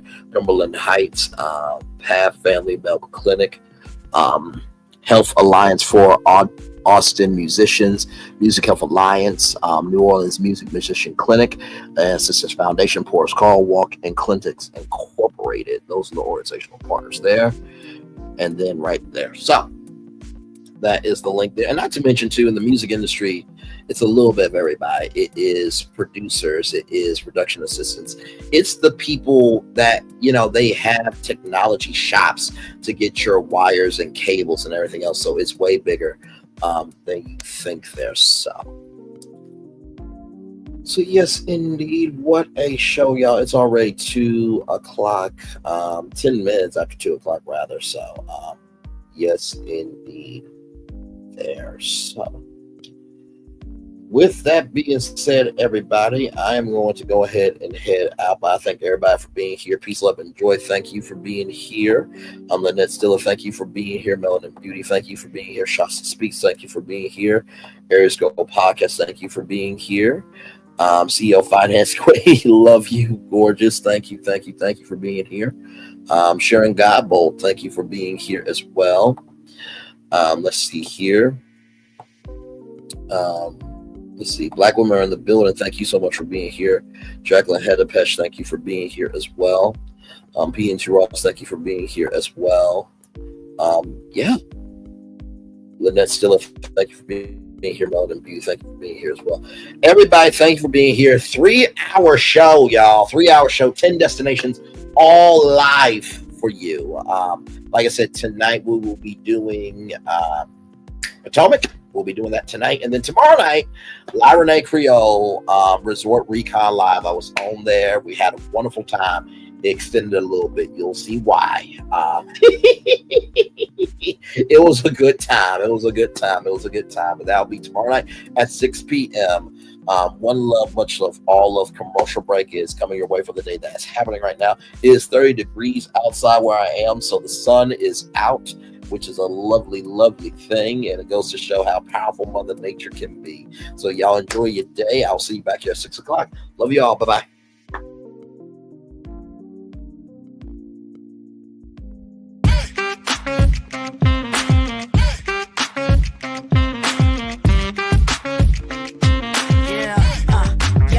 All day. Yeah, we're working, let me play. You know me, work real hard, now we're ready, let's play. Ay, hustle up, yeah. Ready, set, let's go, yeah.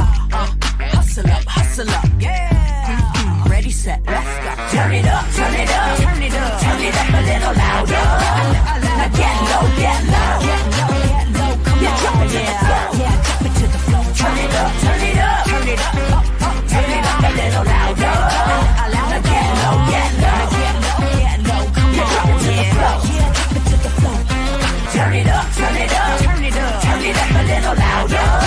Now get low, come on, drop it to the floor, yeah, drop it to the floor. Turn it up, turn it up, turn it up, turn it up a little louder. Now get low, come on, drop it to the floor, yeah, drop it to the floor. Turn it up, turn it up, turn it up, turn it up a little louder. Things have been a little quiet around here. We've missed the fun. We've missed the excitement. We've missed the entertainment. We've missed the nightlife. But most of all, we've missed you. We're getting ready. Caesar's Rewards. We can't wait to welcome you back.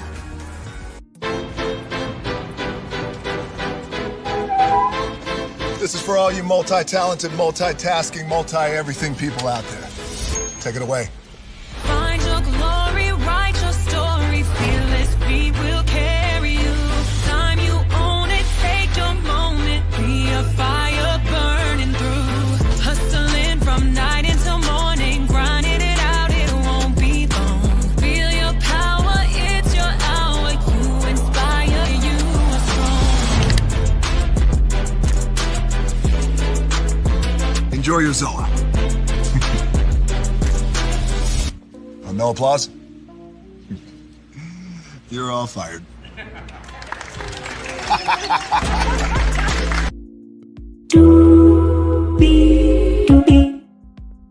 Now that you've reached the stage in your life where quality television is important, Nubian TV is a Black network that speaks to your lifestyle.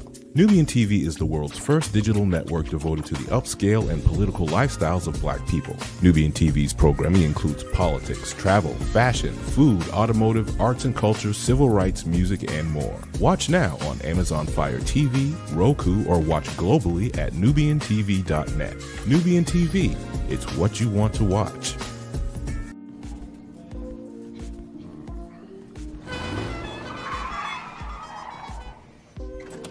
Come with me if you want to live a more delicious life. Oh, maybe we should get in the van. In this world, we don't get to control much. The past, male pattern baldness. Leggies. Got one right now. The urge to puff that bubble wrap. But there is one thing we do get to choose every single day: what we eat. Welcome to the Sonic Department of Research and Deliciousment. We have everything you want, didn't know you wanted, and some things you didn't know were possible.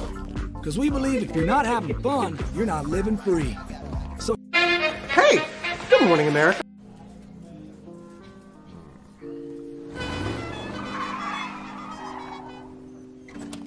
come with me if you want to live a more delicious life. Oh, maybe we should get in the van. In this world, we don't get to control much. The past, male pattern baldness. Leggies. Got one right now. The urge to puff that bubble wrap. But there is one thing we do get to choose every single day: what we eat. Welcome to the Sonic Department of Research and Deliciousment. We have everything you want, didn't know you wanted, and some things you didn't know were possible. Because we believe if you're not having fun, you're not living free. So come on, let's live a little. Hey! Good morning, America.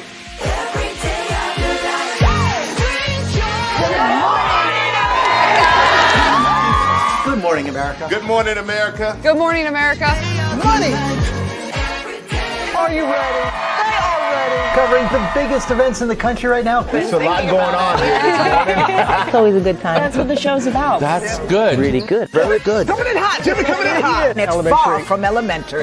Good morning, America. I'm not going to try to strut like Michael or anything. I have known George a long, long time. Have you ever gotten him to dance? Look at that face.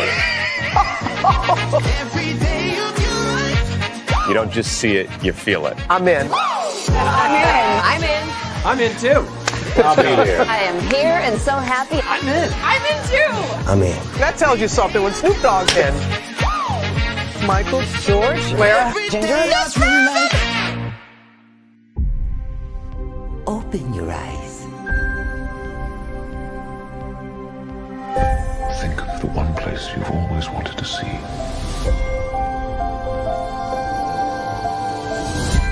This is where our magic comes from. They say if you dream a thing more than once, please, please, please, it's sure to come true.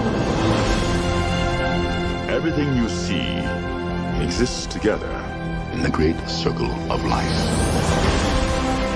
There are stories about what happened. It's true. All of it. In every job that must be done, there is an element of fun. I told you she was tricky.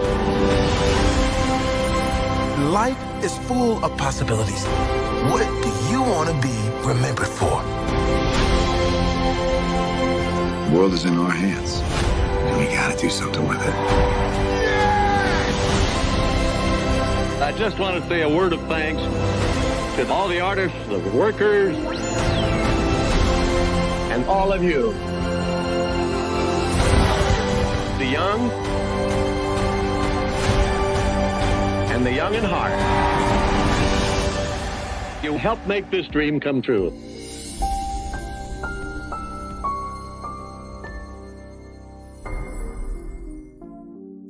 I thought I should tell you they've been talking about you. Yeah, they've been talking about you. They've been talking about the fact that they've done everything they could to stop you and everything they could to block you, but you still win. They've been talking about the fact that they have undermined your success and they have tried to sabotage your seasons, but you keep winning. They've been talking about the fact that even though they don't like each other, they get together to try to kill you, but you keep winning. They've been talking about the fact that you were voted least likely to succeed, but like cream, you keep rising to the top. They've been talking about how they tried to burn your world down, but like the phoenix, you rose from the ashes. They've been talking about you, and you know what they say? Oh, she's just lucky. He's just lucky. But no, you ain't lucky. You're anointed. You got something on you. You got favor on you. You got power on you. You were born to win. Now they can call it luck, but it's grace. They can call it luck, but it's favor. But whatever they call it, it doesn't matter, because you know what God calls you? Do you know what God calls you? A winner. I thought I should tell you they've been talking about you. Yeah, they've been talking about you. They've been talking about the fact that they've done everything they could to stop you and everything they could to block you, but you still win. They've been talking about the fact that they have undermined your success and they have tried to sabotage your seasons, but you keep winning. They've been talking about the fact that even though they don't like each other, they get together to try to kill you, but you keep winning. They've been talking about the fact that you were voted least likely to succeed, but like cream, you keep rising to the top. They've been talking about how they tried to burn your world down, but like the phoenix, you rose from the ashes. They've been talking about you, and you know what they say? Oh, she's just lucky. He's just lucky. But no, you ain't lucky. You're anointed. You got something on you. You got favor on you. You got power on you. You were born to win. Now they can call it luck, but it's grace. They can call it luck, but it's favor. But whatever they call it, it doesn't matter, because you know what God calls you? Do you know what God calls you? A winner. I thought I should tell you they've been talking about you. Yeah, they've been talking about you. They've been talking about the fact that they've done everything they could to stop you and everything they could to block you, but you still win. They've been talking about the fact that they have undermined your success and they have tried to sabotage your seasons, but you keep winning. They've been talking about the fact that even though they don't like each other, they get together to try to kill you, but you keep winning. They've been talking about the fact that you were voted least likely to succeed, but like cream, you keep rising to the top. They've been talking about how they tried to burn your world down, but like the phoenix, you rose from the ashes. They've been talking about you, and you know what they say? Oh, she's just lucky. He's just lucky. But no, you ain't lucky. You're anointed. You got something on you. You got favor on you. You got power on you. You were born to win. Now they can call it luck, but it's grace. They can call it luck, but it's favor. But whatever they call it, it doesn't matter, because you know what God calls you? Do you know what God calls you? A winner. I thought I should tell you they've been talking. Caesar. Just look at him. Politician. General. author, ruler, man.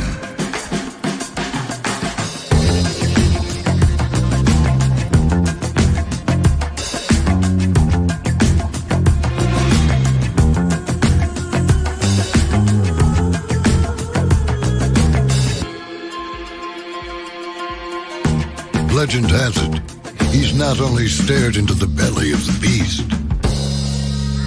he's had it for dinner. Here he's free to relax, or party, or relax, or party, or relax, and party. His is a world of opulence, excess, and the occasional impulse buy. Not one to rest on his laurels, he's famous for ushering in a new age of entertainment. So, for anyone seeking a place where the sun never sets on a good time, all this awaits. I am Caesar, and I approve this palace.